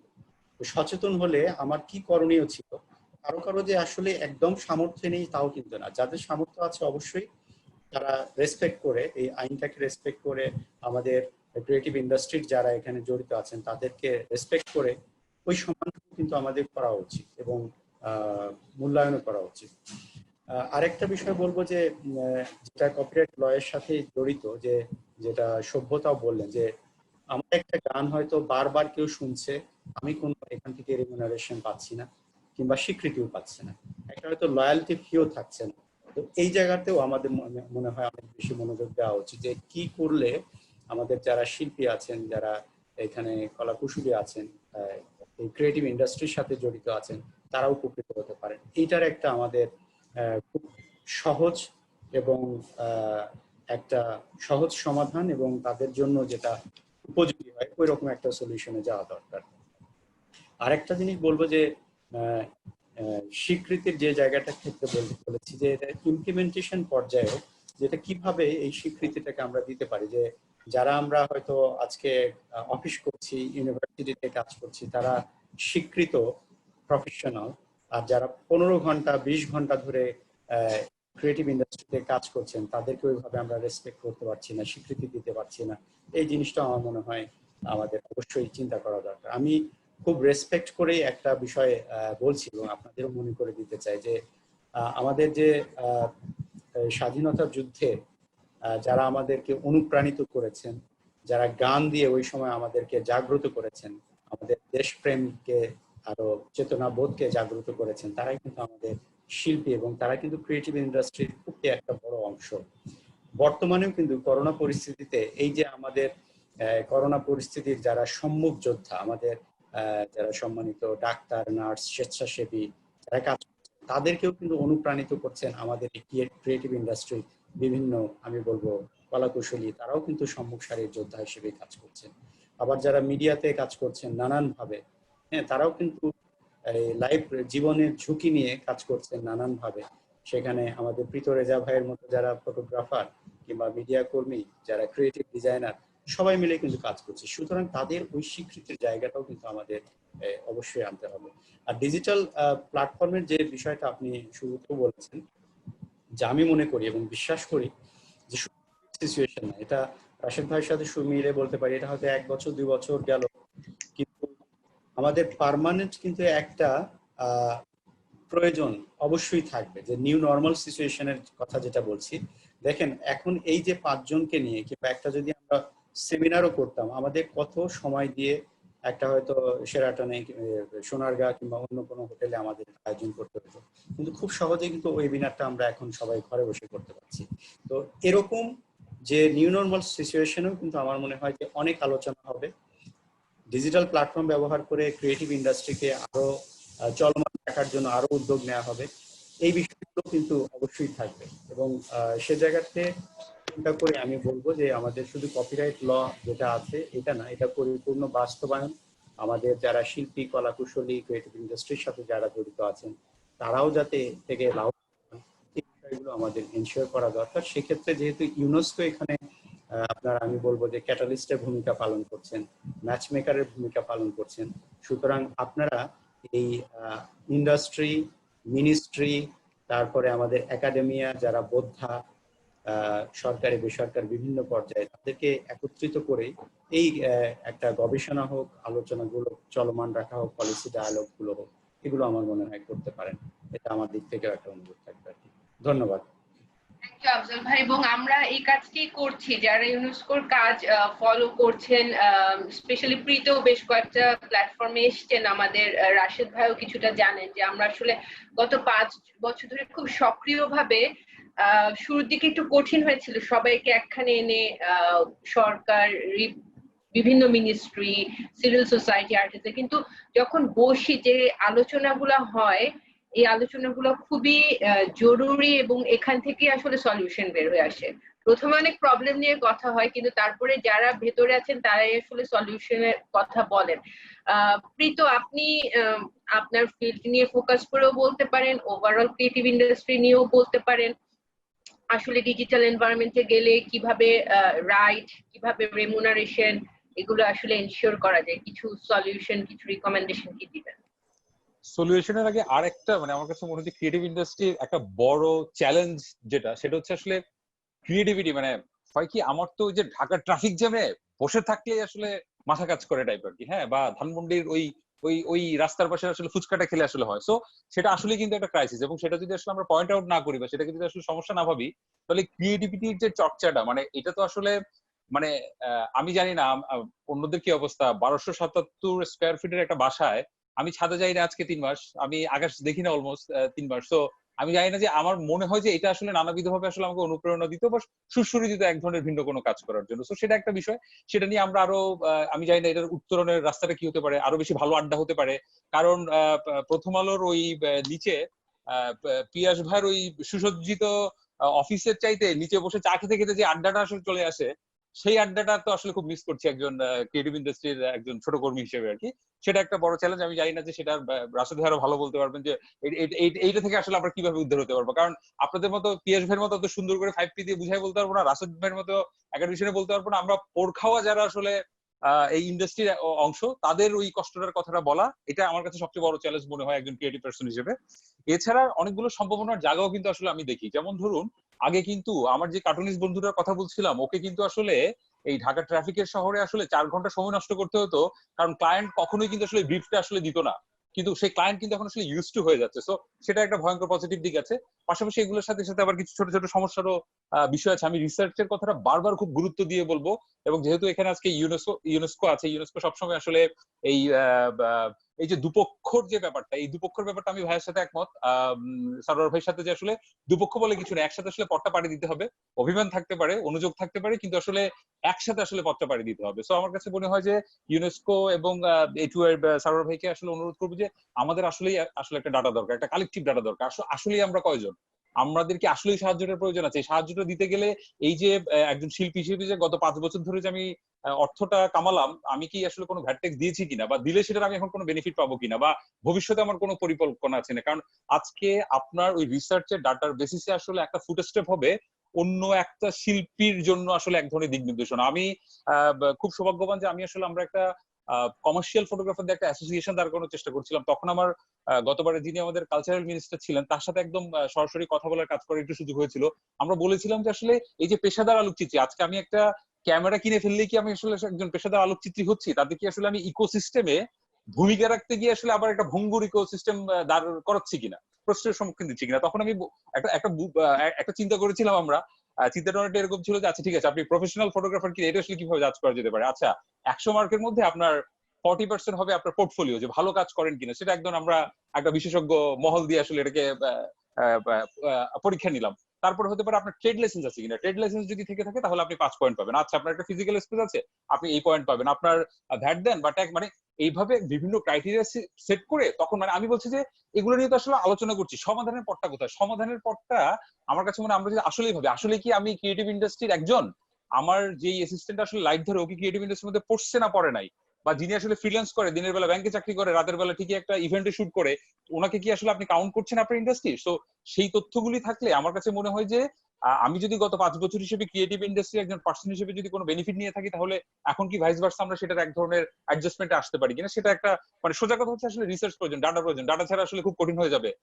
কয়জনকে বাঁচাবেন? যেমন আমি ফোন করেছিলাম, আমার একটা ছোট্ট টিম আছে, আমরা 30-35টা মানুষ একসাথে কাজ করি। আমি ফোন করেছিলাম ব্যাংকে যে আসলে কোনোভাবে আগামী কয়েক মাসের জন্য এক ধরনের লোন ফোন পাওয়া যায় কিনা। সোজা সবটা জানিয়ে দিয়েছি আমি আসলে কোনো ক্যাটাগরিতেই পড়ি না। আমি না মানে কি বলে এটাকে, না উপরে না নিচে, কিছুর মধ্যে পড়ি না। সো আপনি খেয়াল করে দেখুন, আমি শুধু আমার কথা বলছি না, আমি হয়তো কোনোভাবে কোনো না কোনো একটা বুদ্ধি করে হয়তো একটু উঠতে যাবো, কিন্তু আমি বা একজন সভ্যতা তো আসলে ইন্ডাস্ট্রি না, সবাইকে নিয়ে আসলে আমাদেরকে ভাবতে হবে। সো আমার যেই বন্ধুটা, আপনি চিন্তা করে দেখেন, ফ্রিল্যান্স ফটোগ্রাফার বা ফ্রিল্যান্স একজন মিউজিশিয়ান, যিনি আসলে গিটার বাজিয়ে, সভ্যতা যখন আসলে স্টেজে পারফর্ম করে, তিনি হয়তো গিটার বাজিয়ে একটা অর্থ উপার্জন করতেন বা একটা পারফর্ম করে, তিনি তো গত 3 মাস কাজ করেনি, আগামী 3 মাসও কাজ করবেন না, কিন্তু তিনি কিন্তু এখন ব্যাংক থেকে গিয়ে একটা লোনও পাবেন না, কারণ তিনি তো কিছুর মধ্যে আসলে পড়েন না।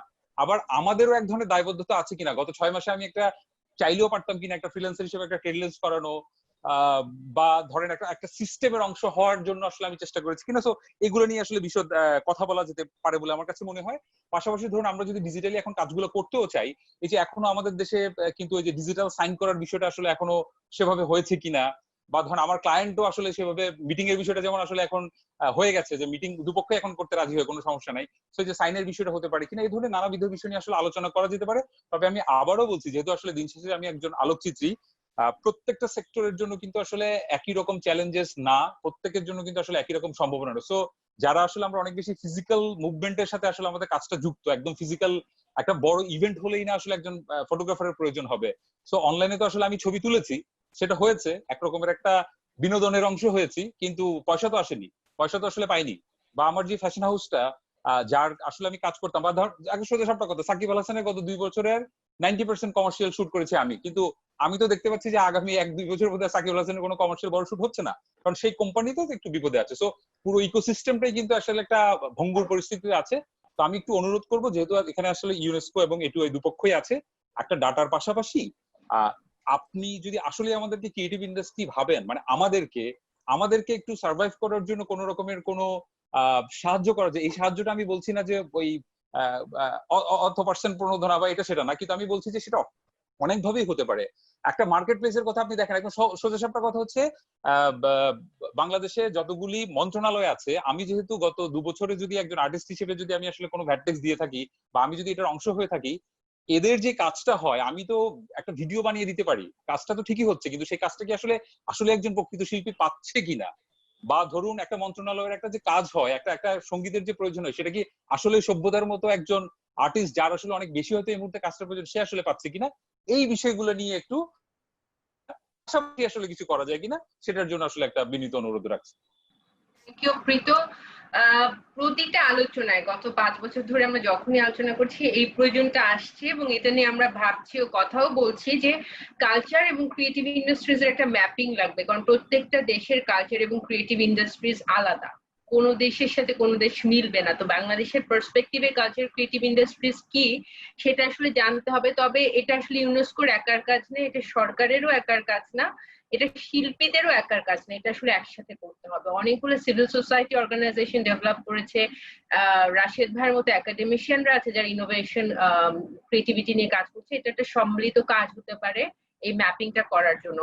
আমি পিয়াস ভাইয়ের কাছে আসি। পিয়াস ভাই, প্রথম আলো ডিজিটাল থেকেও আপনারা খুব ইন্টারেস্টিং সব কাজ করছেন, যদিও ডিজিটাল শব্দটাই আমরা নতুন ভাবে শিখছি। তো সেই আলোকেও আপনি বলতে পারেন আপনার এক্সপিরিয়েন্স শেয়ারিং এর মাধ্যমে আসলে আমরা শিল্পীদের এই রাইট, কপিরাইট, তাদের লাইভলিহুডের বিষয়টা ডিজিটাল এনভায়রনমেন্টে কিভাবে এনশিওর করতে পারি, কিছু রিকমেন্ডেশনস, কিছু টিপস।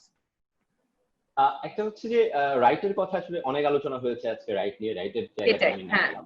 তো আমি জাস্ট প্ল্যাটফর্ম নিয়ে যদি বলি যে একটা এখন আসলে একটা ট্রান্সফরমেশনের মধ্যে দিয়ে যাচ্ছে। আমি কোভিডটাকেও বাদ দিলাম, কোভিড তো একটা আমি বিশ্বাস করি এটা খুবই সাময়িক, 3 মাস 6 মাস 9 মাসের মধ্যে আমরা আলো দেখবোই নিশ্চয়ই। তো আমি কোভিড সিচুয়েশনও বাদ দিলাম, কোভিড যদি নাও থাকতো তবু কিন্তু ট্রান্সফরমেশনটা হতো। এখন হয়তো এটার স্পিডটা, গতিটা একটু বেড়েছে, বা রাস্তাটা একটু ঘুরিয়ে পেঁচিয়ে বা শর্টকাট হয়েছে, কিন্তু এই চেঞ্জ বা ট্রান্সফরমেশন কিন্তু আমাদের হয়ে যাচ্ছিল, তাই না? এখন আমাদের কাজ হচ্ছে এই ট্রান্সফরমেশনের সাথে আমরা কারা কত ভাবে ফিট করতে পারবো নিজেদেরকে। আমি ধরেন একটা সিম্পল জায়গার কথা বলি, যেমন ধরেন সভ্যতা তার কথায় বলছিলেন যে এখন তিনি ইভেন্টে যেতে পারছেন না। আমরা জানি যে আর্টিস্টদের ইভেন্ট ইন্ডাস্ট্রিতে, আমি ওই দিন একটা প্রেস রিলিজ করছিলাম, আমি যেহেতু ইভেন্টেও কাজ করতাম, আমি দীর্ঘদিন ইভেন্ট ইন্ডাস্ট্রিতে কাজ করেছি। আমরা দেখেছি যে 5 লাখ মানুষ ইভেন্ট ইন্ডাস্ট্রিতে কাজ করে, শুধু পারফর্মাররাই না, এর পেছনে, মঞ্চের পেছনে যে একটা 500 জনের ইভেন্ট করতে গেলে পেছনে যে 700 মানুষ, প্রীত ভাই এটা ইভেন্ট নিয়ে কাজ করেছেন, তিনিও জানেন যে কাজ করে, সবকিছু মিলে একটা বিরাট ইকোসিস্টেম, রাইট? সো এখন এই ইন্ডাস্ট্রি মানুষ কি করবে না, ডেফিনেটলি আমাদের হয়তো এই পুরো প্রক্রিয়াটার মধ্যে ইনোভেশন আনতে হবে এবং চেঞ্জ করতে হবে। খুব মজার একটা আর্টিকেল পড়ছিলাম, এটা বেসিক্যালি আমরা যেহেতু মিডিয়াতে আছে, আমাদের কিছু হাব আছে, ইন্টারন্যাশনাল মিডিয়া প্রতিষ্ঠানগুলোর সাথে আমাদের কিছু কোলাবোরেশন আছে, আমরা নলেজ শেয়ার করি। তো ওখান থেকে দেখছিলাম যে গত মাসের শেষের দিকে একটা নিউ ইয়র্ক টাইমস থেকে একটা বিজনেস রিপোর্ট পাবলিশ করেছে। ওরা দেখিয়েছে যে ওরা গত বছর 300টা ইভেন্ট করেছিল এবং সেখান থেকে এদের certain amount of revenue total কোম্পানির এসেছিল। ওরা ওদের ইভেন্ট আমাদের মতো ইভেন্টের চেয়ে ওদের বেশি ইভেন্ট থাকে হচ্ছে টিকেটিং ইভেন্ট, ধরেন হচ্ছে গানের কনসার্ট হচ্ছে বা একটা কুকিং শো হচ্ছে, একটা ফুড ফেস্টিভ্যাল হচ্ছে, আমেরিকায় মানুষগুলো যেভাবে করে। সো এটা একটা বড় রেভিনিউ সোর্স ছিল যেটা এখন পুরোপুরি বন্ধ। তো তারা 3 মাসে কি করলো, তারা চেষ্টা করলো এই 3 মাসে ইভেন্ট গুলাকে, দেখলো যে তারা 54% ইভেন্টকে তারা আসলে ডিজিটালি কনভার্ট করতে পেরেছে। আমি একটা সিম্পল এক্সাম্পল দিই, ধরেন একটা কনসার্ট, আগে কনসার্ট হতো কি করে, যে কনসার্টে আমরা এক্সপেক্ট করতাম যে 10,000 মানুষ যাবে, 5,000 মানুষ যাবে, 200 টাকা টিকিট কিনে যাবে, ওকে। তো আমি সেম কনসার্টটা আমি আমার একটা আমি একটা স্টেজে করলাম, এবং সেইটাকে আমি যদি মানে সাবস্ক্রিপশন বেসিসে আমি যদি এটাকে সেল করতে পারি অডিয়েন্সের কাছে, তাহলে কিন্তু আমার প্রবলেমটা মোটামুটি সলভ হয়, তাই না? কিন্তু ঝামেলাটা হচ্ছে এখানে, খুবই বড় একটা ঝামেলা হচ্ছে, যে ঝামেলাটার কথা এতক্ষণ ধরে অনেকবার এসেছে, সেটা হচ্ছে মাইন্ডসেট এবং অলসো এটার প্রমোশন। মানে মাইন্ডসেট মানে একটা এই ধরনের একটা জিনিস যে টাকা দিয়ে দেখতে হয়, মানে একটা ধরেন আমরা কি করেছি, যে বাংলাদেশে সব অনলাইন হচ্ছে, প্রচুর, বাংলাদেশে এখন 1800-র মতো পত্রিকা আছে, অনলাইন পত্রিকা আছে, যারা কোনো না কোনো ফরম্যাটে কমার্শিয়ালি প্রতিষ্ঠানটা চালায়। 1800, it's one of the highest in the world. So এই 1800 পত্রিকা আমরা কিন্তু ধরে নিয়েছি এটা ফ্রি কন্টেন্ট আমাকে দিচ্ছে, এটার মধ্যে এটা আমার অধিকার, তাই না? কিন্তু আমরা কি একবার ভেবেছি এই প্রত্যেকটা কন্টেন্ট এবং কোয়ালিটি কন্টেন্ট তৈরি করার জন্য কত খরচ হয়, কত মানুষ কাজ করে, তাদের মানে রুটি রুজি কিভাবে হবে, তাই না? তো এইখানে কিন্তু আমাদের একটা মাইন্ডসেটের ব্যাপার আছে, যে আমি যেটা করছি এইটা একটা ডিজার্ভ করে একটা রেমুনারেশন, রাইট? সেটার জন্য কিন্তু এটা করার জন্য একটা হচ্ছে মানে আমি বলছি যে এই পেইং মানে সাবস্ক্রিপশন বা অনলাইনে পেমেন্টের যে একটা মাইন্ডসেট আছে, এটা আসলে কালচার, মানে এইটার কালচারটা হয়তো ডেভেলপ করতে হবে। এটা আস্তে আস্তে হয়ে যাবে, কারণ আমরা এখন আসলে অনলাইনে একটু শপ করা শুরু করছি, একটু নেটফ্লিক্স সাবস্ক্রাইব করছি, ওইটা সাবস্ক্রাইব করেছি আমরা, সাহস করে ই পেপারটা আমাদের প্রথম কেউ সাবস্ক্রিপশনে নিয়ে গেছে এবং ভালো রেসপন্স পাচ্ছি। আরো কতগুলা প্ল্যাটফর্ম আসছে যারা ভিডিও কন্টেন্ট দেখায়, আমরা নিজেরা একটা প্ল্যাটফর্ম নিয়ে আসছি।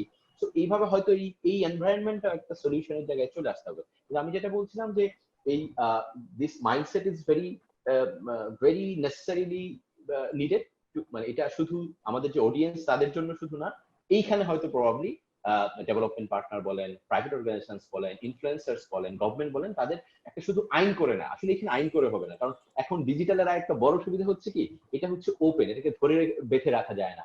আপনি একটা আইন করবেন, আইন ভাঙা, মানে ডিজিটাল সরকারের সবচেয়ে বড়, মানে যে কোনো পৃথিবীর যে কোনো দেশের সরকারের জন্য এখন সবচেয়ে বড় ভয় কিন্তু ডিজিটালি, যে আগে তাকে ধরতে পারতো না, হোয়াইট হাউসের সামনে গিয়ে যে দাঁড়াতে পারতো না, সে কিন্তু এখন ঠিকই ট্রাম্পকে ধরে ফেলতে পারছে তার টুইটার অ্যাকাউন্টে হলো অ্যাটলিস্ট।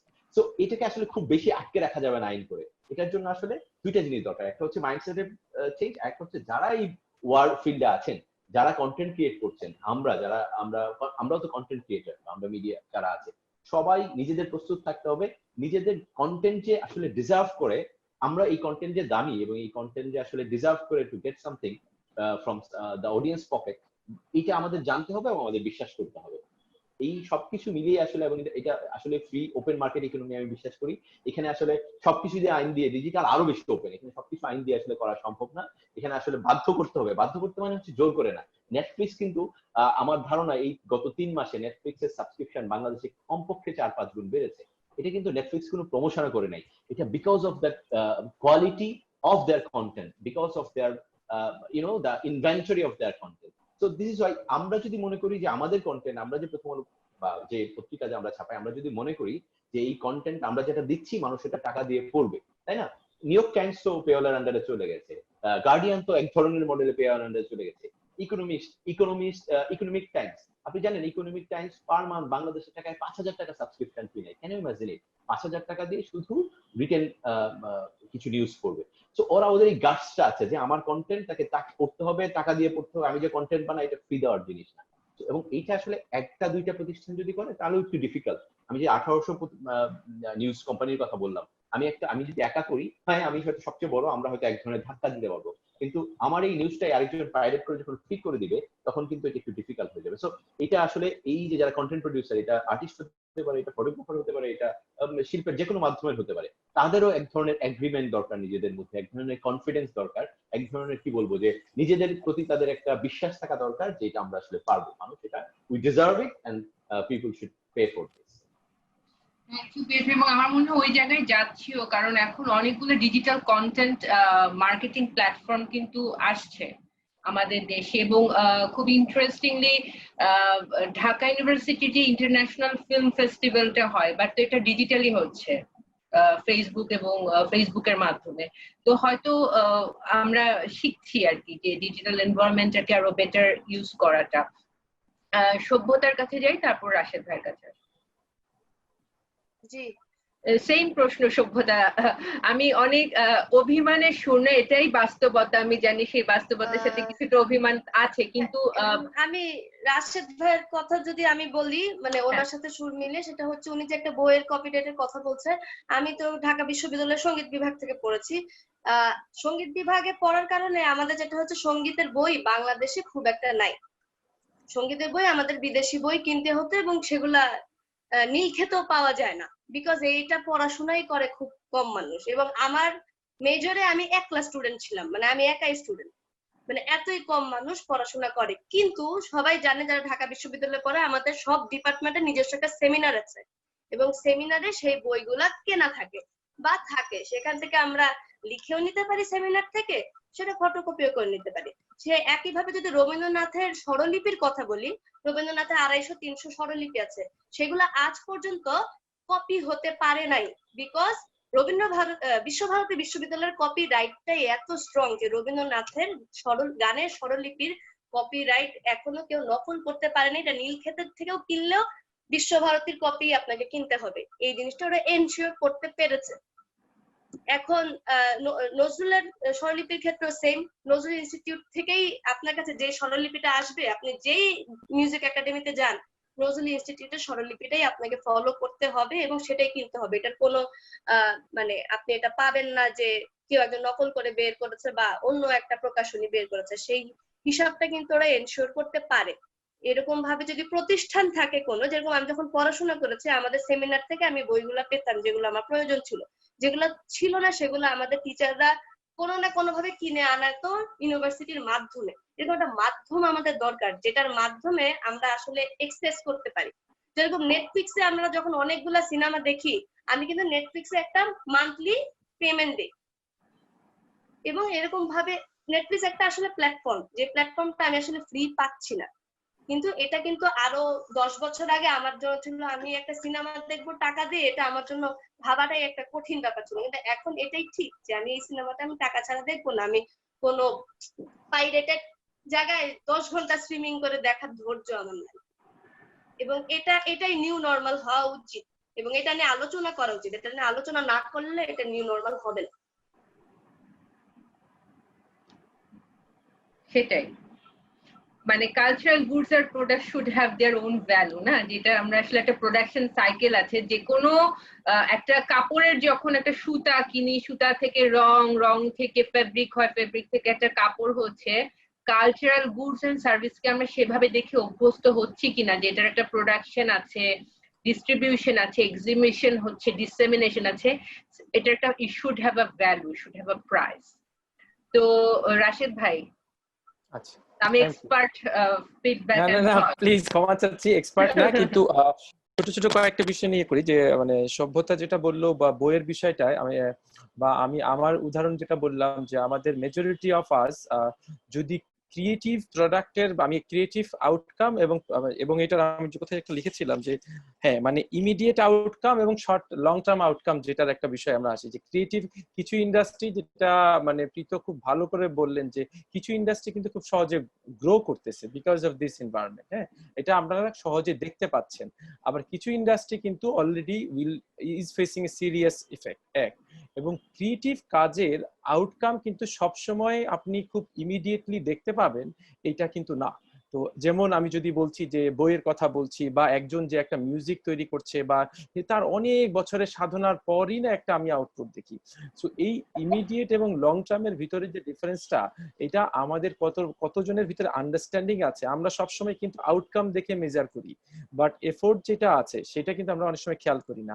সভ্যতার ওই কথার সাথে যেমন আমি একমত, যে অনেকগুলা বই সুন্দর করে প্রোটেক্টেড হয়েছে, বাট আমরা যদি ঠিক মতো হয়তো এই ফোরামে না অন্য আরেক আলোচনা করি, মানে এইসব সভ্যতায় ঢাকা ইউনিভার্সিটির মিউজিক ডিপার্টমেন্টেরই কিছু শিক্ষার্থী শিক্ষক বা কোথাও না কোথাও কোনো না কোনো সময় কপিরাইট ভায়োলেট হয়েছে বা করতে হয়েছে। এটা নট নেসেসারিলি বই অ্যাঙ্গেল থেকে, বাট এটা হতে পারে মিউজিক থেকে বা কোনো একটা অ্যাঙ্গেল থেকে হয়।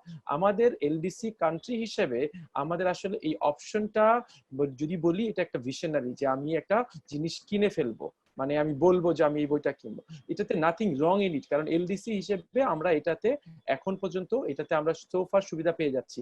সেম ইন্ডাস্ট্রি কিন্তু আমার ফার্মাসিউটিক্যাল ইন্ডাস্ট্রিতে হচ্ছে, যে 2033-এর পরে কিন্তু আমরা আর এটা পাবো না, যে আমরা এখন ওই যে ওষুধ নিয়ে রিভার্স ইঞ্জিনিয়ারিং করে ফেলতেছি, একটা ইন্ডাস্ট্রি ডেভেলপ হচ্ছে। কিন্তু এটা ভবিষ্যতে WTOর যে আমার কপিরাইট রুল যেটা আমি কিন্তু 17-তে ছিল, পরে সরকার থেকে আবার আরো কয়েক বছর বাড়িয়ে পুরো গ্লোবালি বাড়িয়েছে। এবং আপনাদেরকে যেটা বলার চেষ্টা করছি যে গ্লোবালি কিন্তু এই যে এই লো ইনকাম কান্ট্রিগুলোর উপরে ক্রিয়েটিভিটি বা প্রোটেকশনের যে একটা যদি ওভারঅল ফ্রেমওয়ার্ক দেওয়া হয়, মানে ফ্রেমওয়ার্ক দিয়ে দিলে কিন্তু খুব কঠিন, ফ্রেমওয়ার্ক দেওয়া কিন্তু ইজি, কিন্তু ফ্রেমওয়ার্কটা দিতে গেলে যে শক হবে, যেমন কোভিড এর কারণে যে শক হচ্ছে, আমি যদি একটা ফ্রেমওয়ার্ক কালকে থেকে সরকার যদি বলে এখন থেকে এই ল বাস্তবায়ন হবে, আপনি মানে ভুক্তভোগী হিসেবে এক ধরনের আলোচনা করব, কিন্তু সরকার থেকে যখন এইটা ফ্রেমটা ফেলা হবে, এইটার যে একটা শক বা অ্যানালাইসিস হবে, সেটার জন্য কতটুকু আমরা রেডি এলডিসি হিসেবে আমাদের ইকোনমিক কন্ডিশনটাও আনতে হবে এখানে সেটার জন্য। তার মানে এটা না যে আমরা অ্যাভয়েড করব। সো আমি যে 2-3টা বিষয় নিয়ে আলোচনা করে কনক্লুশন বলি একদম টু দা পয়েন্টে। নাম্বার 1, কার রোল এখানে? A2I is a project of the government. A2I has been doing a phenomenal job in terms of different এখন তারা আইসিটি একটা মন্ত্রণালয়, কিন্তু দেখা গেল একটা কাজ করতে যে অন্যান্য অনেক মন্ত্রণালয়ে তার কোঅপারেশন লাগবে। এবং A2I এর কাজ, A2I এর মাঝে মাঝে আমার খুব ইচ্ছা হয় যে A2I কে আমি পুরো স্টাডি করব। মানে এটাই মানে স্টাডি করার কারণটা কি, দেখবেন যে A2I সকল মন্ত্রণালয়ের সাথে কাজ করতে, যে ওয়েবসাইট ডিজাইন করছে, বিভিন্ন ভাবে হেল্প করছে, কিন্তু এইটার যে রিয়েলিস্টিক চ্যালেঞ্জেস দে ফেসড মানে বাংলাদেশ কনটেক্সটে, এইটাই একটা স্টাডির মতো বিষয় এবং তারা কাজ করে। সো কার রোলটা হবে ইন টার্মস অফ ডাটাবেস, কার রোলটা হবে, এটা নিয়ে খুব আলোচনা করা দরকার। কারণ সরকার আপনাকে চেঞ্জ হতে পারে, আপনাকে আমি যেগুলো গ্রাউন্ডে বলছি, মিনিস্ট্রিয়াল পিপল চেঞ্জ হতে পারে, মানুষ চেঞ্জ হয়, বাট মানে সাস্টেনেবিলিটির যে ইনিশিয়েটিভ আপনি বলছেন 5 বছর ধরে কথা বলছেন, আলোচনা করছেন, কিন্তু এইটা কে ড্রাইভ করবে এবং তারা কি সোশ্যালি অ্যাকসেপ্টেবল কিনা, তাদের ক্যাপাসিটি আছে কিনা, এবং তারা সেটাকে তাদের ভিশনের সাথে আছে কিনা। না হলে আপনি আমাকে ডাকলেন, আমি আপনাকে ডাকলাম, সুন্দর করে বলে আমি এখন আছি, প্রীত আছে, আমাদের সারোয়ার ভাই আছেন, সারোয়ার ভাই এখন A2I কাজ করছেন, ওনার ভিতরে একটা আগ্রহ আছে, সারা জীবন উনি A2I কাজ করবেন এমন তো না। এখন যদি A2I ওনার জায়গায় অন্য একজন আসে যে কিনা এই ওনারশিপটা নিবে না, সেটা না। আমি আরেকটা কথা বলি, আপনারা হয়তো অ্যাপ্রিশিয়েট করছেন ইনোভেশন ক্রিয়েটিভিটি এন্ড এন্টারপ্রেনারশিপ সেন্টারের জন্য, এটা আমি মানে এখন হয়তো উভয় বলতে পছন্দ করি না, কিন্তু তারপরেও বলি যে গত 6 বছর ধরে আমার স্যালারি এবং আমার কনসালটেন্সি ফি দিয়ে আমি যত ইভেন্ট করেছি সবগুলো আমার ব্যক্তিগত উদ্যোগ, মানে আমার মানে কম্পেনসেশনের টাকা দিয়ে আমি কিন্তু সুন্দর করে 2টা ক্লাসে যেতে পারতাম, নিজের গবেষণা বা গেস্ট লেকচার, পিএইচডি, রিসার্চ অন্য করতে পারতাম। Y did I পারসু this things? তো জাভেদ ভাই আমাকে জানে, প্রথম আলোর সাথে কয়েকবার কাজ করেছি, কারণ আমি মনে করেছি যে ঢাকা ইউনিভার্সিটির সেই লিভারেজটা আছে বাংলাদেশে, যদি সে একটা মডেল তৈরি করতে পারে তাহলে অন্যরা সবাই না কপি করে ফেলবে। যেমন আমরা যখন ইন্টারন্যাশনাল বিজনেসে ছিলাম বা অন্য যা নতুন ইন্ট্রোডিউস করেছি, বাংলাদেশের সবাই ওইটা কপি করে। এটা কিন্তু আপনার জন্য একটা রেসপন্সিবিলিটি, আবার এট দ্য সেম টাইম হচ্ছে অপরচুনিটি। মানে আপনি খারাপটা দিলে সবাই খারাপটা কপি করবে, আপনি ভালোটা দিলে সবাই ভালোটা কপি করবে। সো এই যে ইনোভেশন সেন্টার বা ক্রিয়েটিভিটি এন্টারপ্রেনারশিপ সেন্টার তৈরির পিছনে যে 6 বছরের এফোর্ট, এটা আপনি ভলেন্টারি এফোর্ট এবং নিজস্ব অর্থায়ন, আমি কারো থেকে এখন পর্যন্ত একটা টাকাও নেইনি। আমার অনেক ইভেন্ট আছে, আমি লিস্ট করছি যে কি আমি করেছি। Why did I pursue that? I thought Dhaka university has given me a lot. মানে আমার আজকের অবস্থানের পিছনে ইজ ঢাকা ইউনিভার্সিটি। সো একটা হচ্ছে আপনাদের আলোচনায় আনতে হবে, নাম্বার 1, যে একটা কি ড্রাইভার, ইউ নিড ড্রাইভার, কে ড্রাইভ করবে এটা? অ্যাসোসিয়েশন একটা গ্রুপ, সরকার একটা গ্রুপ, এন্ড এটার কি একটা পার্মানেন্ট স্ট্রাকচার করা যায় কিনা যেটাতে আবার ইকুয়ালি এগ্রি, কিন্তু you need a group of drivers যারা লং টার্মে কাজ করবে, নাহলে কিন্তু হবে না। আজকে আছি কালকে নাই সেটা নয়। সেকেন্ড হচ্ছে যে ক্রিয়েটিভ এনভায়রনমেন্টের কথা বলছে যে আমাদের আমি খুবই মানে খুশি হয়েছে যে প্রীত এই কথাটা বলেছে যে আসলে ঘরে বসে ডিজিটাল এনভায়রনমেন্টে ক্রিয়েটিভিটি অনেক সময় হবে না, আপনি you can go for it. মানে আমি চা খেতে খেতে বা আলোচনা করতে করতে আপনারা আরেকটা জিনিস আলোচনা করবেন যে গ্রুপ আর্ট, হ্যাঁ, গ্রুপ পারফরমেন্স যেগুলো হয় সেগুলা কোনোদিন ঘরে বসে হবে না। আপনি যখন একটা কাজ ওই জায়গাটা, তাহলে ওই এনভায়রনমেন্টে আমি কিভাবে যাব ভবিষ্যতে? তো ডিজিটালি করতে যে যাতে আমি ওইটা না যাই। আরেকটা অ্যাঙ্গেল হচ্ছে, ছোট্ট করে উদাহরণ দিয়ে হয়তো আমি আমার কনক্লুশনে চলে আসবো, যে আমার এক স্টুডেন্ট আছে এই মিউজিক ডিপার্টমেন্টেরই, ও হচ্ছে আমার হলে থাকে, আমি বিজয় 71 হলের হাউস টিচার। ওর লাইফ স্টোরি একদিন আপনাদের কাছে নিয়ে আসা দরকার। মানে দি লাইফ হি হ্যাড, মানে মানে ইটস লাইক, মানে আমি প্রতিবার শুনি আর চোখ দিয়ে পানি আসে, হ্যাঁ, যে এবং ও প্রত্যেকটা মুহূর্তে ও ওর যে কি লাইফ, এবং ওর চলতি মানে ওর রানিং টকিং টম একটা, মানে ওর নাকি 1000 গান আছে, মিউজিক আছে, এখন বিভিন্ন মুভি মানে ওই যে বিভিন্ন শিল্পীদেরকে নিয়ে ও যে ড্রোন দিয়ে ইয়ে করাচ্ছে। ওর ফ্যামিলিতে মারাত্মক ইকোনমিক ক্রাইসিস, ফ্যামিলি ক্রাইসিস, প্রত্যেকটা মোমেন্ট থেকে এসে এসে ও এই ঢাকা ইউনিভার্সিটিতে সুযোগ পেয়েছে। আর কেন বলেন তো? কারণ ঢাকা ইউনিভার্সিটির একমাত্র যে ইউনিকনেস, একটা one of the uniqueness is ওই অ্যাডমিশন টেস্টটা। ওই অ্যাডমিশন টেস্টটায় কোনো ধরনের মানে মানে এটাকে যদি ভাবে বলি যে একটা এনভায়রনমেন্ট ক্রিয়েট করেছে যে it does not matter where you are from, এই যে জায়গাটা। সো এই ফোরামটাতে আমার মতো ছেলে, আমি সত্যিকার অর্থে আমি আন্ডার গ্র্যাজুয়েট কমপ্লিট করতে পারতাম না যদি ফাইন্যান্সিয়ালি আমি ঢাকা ইউনিভার্সিটি চান্স না পেতাম। তো আরো অনেকে আছে আমাদের মতো যারা এটা, আপনি ওর লাইফে হলে, ও কিন্তু বাংলাদেশের মোটামুটি সেলিব্রিটিদের প্রায় পাঠায়, দেখি যে ভিডিও করে নাটক করে আমাকে পাঠাচ্ছে, কিন্তু ওর যে দুঃখটা, যে টাকা পয়সা পায় না। তো এখন এই যে এই ক্রিয়েটিভ এনভায়রনমেন্টটা আপনার, মানে ডিজিটালাইজেশন আলোচনা যখন করব, আমি ক্রিয়েটিভ এনভায়রনমেন্টটা রিকোয়ারমেন্টটা কি সেটা কিন্তু আমার জন্য ভুলে না যাই। মানে সবসময় ইন্ডিভিজুয়াল আউটপুটের উপর বেস করেই কনক্লুশন, কারণ করোনার কারণে হয় কি, আমরা অনেক ডিজিটাইজেশনে চলে যাচ্ছি, তো কিন্তু পোস্ট করোনা, যেটা জাভেদ ভাইও বললেন, এটা থাকবে না। পোস্ট করোনায় যাতে আমরা করোনার সময় এমন যাতে পলিসি না করি, কারণ পোস্ট করোনায় আবার ইফেক্টেড হয়, এবং আমরা পলিসি একবার করলে সেটা কারেকশন করাটা will be the most difficult job. So এইটা আমি ইনক্লুসিভিটির কথা হাইলাইট করার কথা বললাম। আমি থ্যাংক ইউ যে আপনাকে জাভেদ ভাই, আপনি বললেন যে ওই যে ট্রানজিশনাল ফেজ, আমাদের সারোয়ার ভাইও বললেন, বাট ট্রাস্টটা খুব ইম্পর্টেন্ট এবং ট্রাস্টেবল অর্গানাইজেশন ইম্পর্টেন্ট। আপনারা যখন গ্রুপ বা বডি বানাবেন, মানে don't look for person, look for organisation that has the credibility to drive that, এবং এটা আগামী 20 বছর চিন্তা করেন, একদিনে হবে না।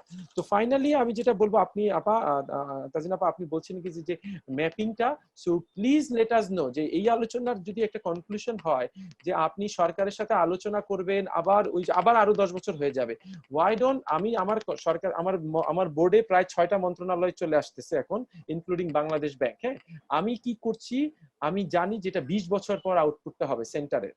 সো এই কিন্তু আমাকে সবাই হাসে, এই যে আসছে এই ইনোভেটিভ রাশেদ, আজকে কি ইনোভেশন করাইছো, এই এন্টারপ্রেনার রাশেদ, আজকে তুমি এন্টারপ্রেনার কি করছো? তখন আমি উত্তরটা দিই, ভাই আমি তো প্রথম জমি কিনছি, তারপরে আমি এখন এই জায়গায় চাষ দিব, তারপরে আপনাদের কোনো এক সময় আসলে আপনারা যে এই সভ্যতা বা যারা এখান থেকে গেছে, যে ট্রাবলটা ফেস করে গেছে, ফিউচার জেনারেশন যাতে ওই এনভায়রনমেন্টটা আসে। আমাদের একটা টেকনোলজি ট্রান্সফার অফিস নিয়ে কথা বলছে, প্যাটেন্ট নিয়ে একটা ডিপার্টমেন্টে, পৃথিবীর প্রত্যেকটা university, top university technology transfer office আছে, প্যাটেন্ট নিয়ে কাজ করে, কারণ আপনি এই জিনিসটা করবেন সেটা। A2I wonderfully doing the job, but A2I এর সারা ভাই আপনাকে একটা অনুরোধ, কারণ আনির ভাইয়ের সাথে আমার অনেক কথা হয়, একটা বড় গ্রুপের সাথে আলোচনা হচ্ছে, but enabling a group is important. শুধু A2I করলে ট্রাস্ট ক্রিয়েট হবে না, মানে আবার আরেকজন ঢাকা ইউনিভার্সিটি একা করলে পারবে না। সো এই জায়গায় ম্যাপিংটা যদি আমরা নিজেরা করে দেই, যে আমরা কিছুটা একটা আউটপুট করে নিলাম, যে রিটেন ডকুমেন্ট সরকারি জায়গায় সবসময় কাজে লাগে, আমরা একটা কোলাবোরেটিভ রিটেন ডকুমেন্ট যদি নিতে পারি, আমরা কয়জন মিলেই বসতে পারি, এটাই যদি এখন আমরা একটা জায়গায় দিয়ে দিই, তখন না সরকার কি হয়, সরকারের প্রসেস আমি দেখেছি ওরা নোটের উপরে নোট তুলে, আপনি যদি আলোচনা করেন আলোচনা হারিয়ে যাবে। 5 বছর 10 বছর আপনাকে গ্যারান্টি বলি, 20 বছর আগেও আমাদের এই আলোচনাও হয়েছে যে কিভাবে প্রোটেকশন হবে। So let's create that note এবং ওইটাকে চালু করেন। এই অত তারিখের নোট দিয়েছিলাম, কি হয়েছিল? আমার জীবনে অনেকগুলো শিক্ষা হয়েছে মানুষের মুখের উপর বেস করে নোট না দেওয়াতে। তো ফাইনালি আমি কনক্লুশন করতে চাচ্ছি যে what we can do to take it to the next level. Number 1, যেটা আমি প্রথমে বলেছি এবং as you all said when agreed, যে mindset important. So think about that mindset, এবং এই মাইন্ডসেটে না আপনি মেন্টাল ফ্রেমটা এবং গভর্নমেন্টের প্রায়োরিটিটা মাথায় রাখবেন। মানে আমরা সবাই কিন্তু খুব সহজে কমেন্ট করছি, government does not work like us. Government এবং government is the most important. সরকারের কি পলিসি মেকার এর যে ডকুমেন্টটা আউটপুট বা ভিশনটা কি কি থট করতেছে, ওই যে বললাম যে পুরো প্রোটেকশন এনভায়রনমেন্টটা যদি আমি ফেলি, মাছ ধরার মতো যেরকম ফ্রেমটা ফেললে আমার ইকোনমিক শক এন্ড অ্যানালাইসিস কি হবে সেটা মাইন্ডসেটটা আমার জানা দরকার। সেটা জানার পরেই আমি রিয়েলিস্টিক্যালি আগাবো, এবং এই জায়গায় কোনো হারি কিছু করার কথা নেই। I know Sabhyata you have grievance but as you said but there are opportunities arises. মানে এখন আপনার সহজেই আপনি কিন্তু অনলাইনে অনেক জায়গায়, যেহেতু majority of is in online, so mental frame and মাইন্ডসেটটা একটু বোঝা দরকার। সেকেন্ড, সরি আমি টাইম নিয়ে নিচ্ছি, আর খুব টু দা পয়েন্টে। সেকেন্ড হচ্ছে যেটা অ্যাওয়ারনেস, আপনি বললেন যে how can we create awareness. আমি একটা লেকচার দিলাম, জাভেদ ভাই প্রথম আলোতে একটা আর্টিকেল দিল, এটুআই থেকে একটা কথা বললে হলো না। Why don't 6 of us just write an article? এই যে আজকের মানে আমরা 6 জন মিলে একটা 700 ওয়ার্ডের বা 1000 ওয়ার্ডের একটা আর্টিকেল লিখে প্রথম আলো জাভেদ ভাইকে বলি বা মতি ভাইয়ের সাথে আমার হয়তো বললে একটা লেখাটা দিয়ে দিবে। এই যে আমরা একটা আলোচনা করে ফেললাম, একটা মানে 7 জন ডিফারেন্ট ইন্ডাস্ট্রির মানুষ একটা লেখা লিখেছে 1000 ওয়ার্ডের, প্রথম আলোতে গেছে বা অনলাইনে গেছে, এটাই কিন্তু একটা স্পিল ওভার ইফেক্ট হবে।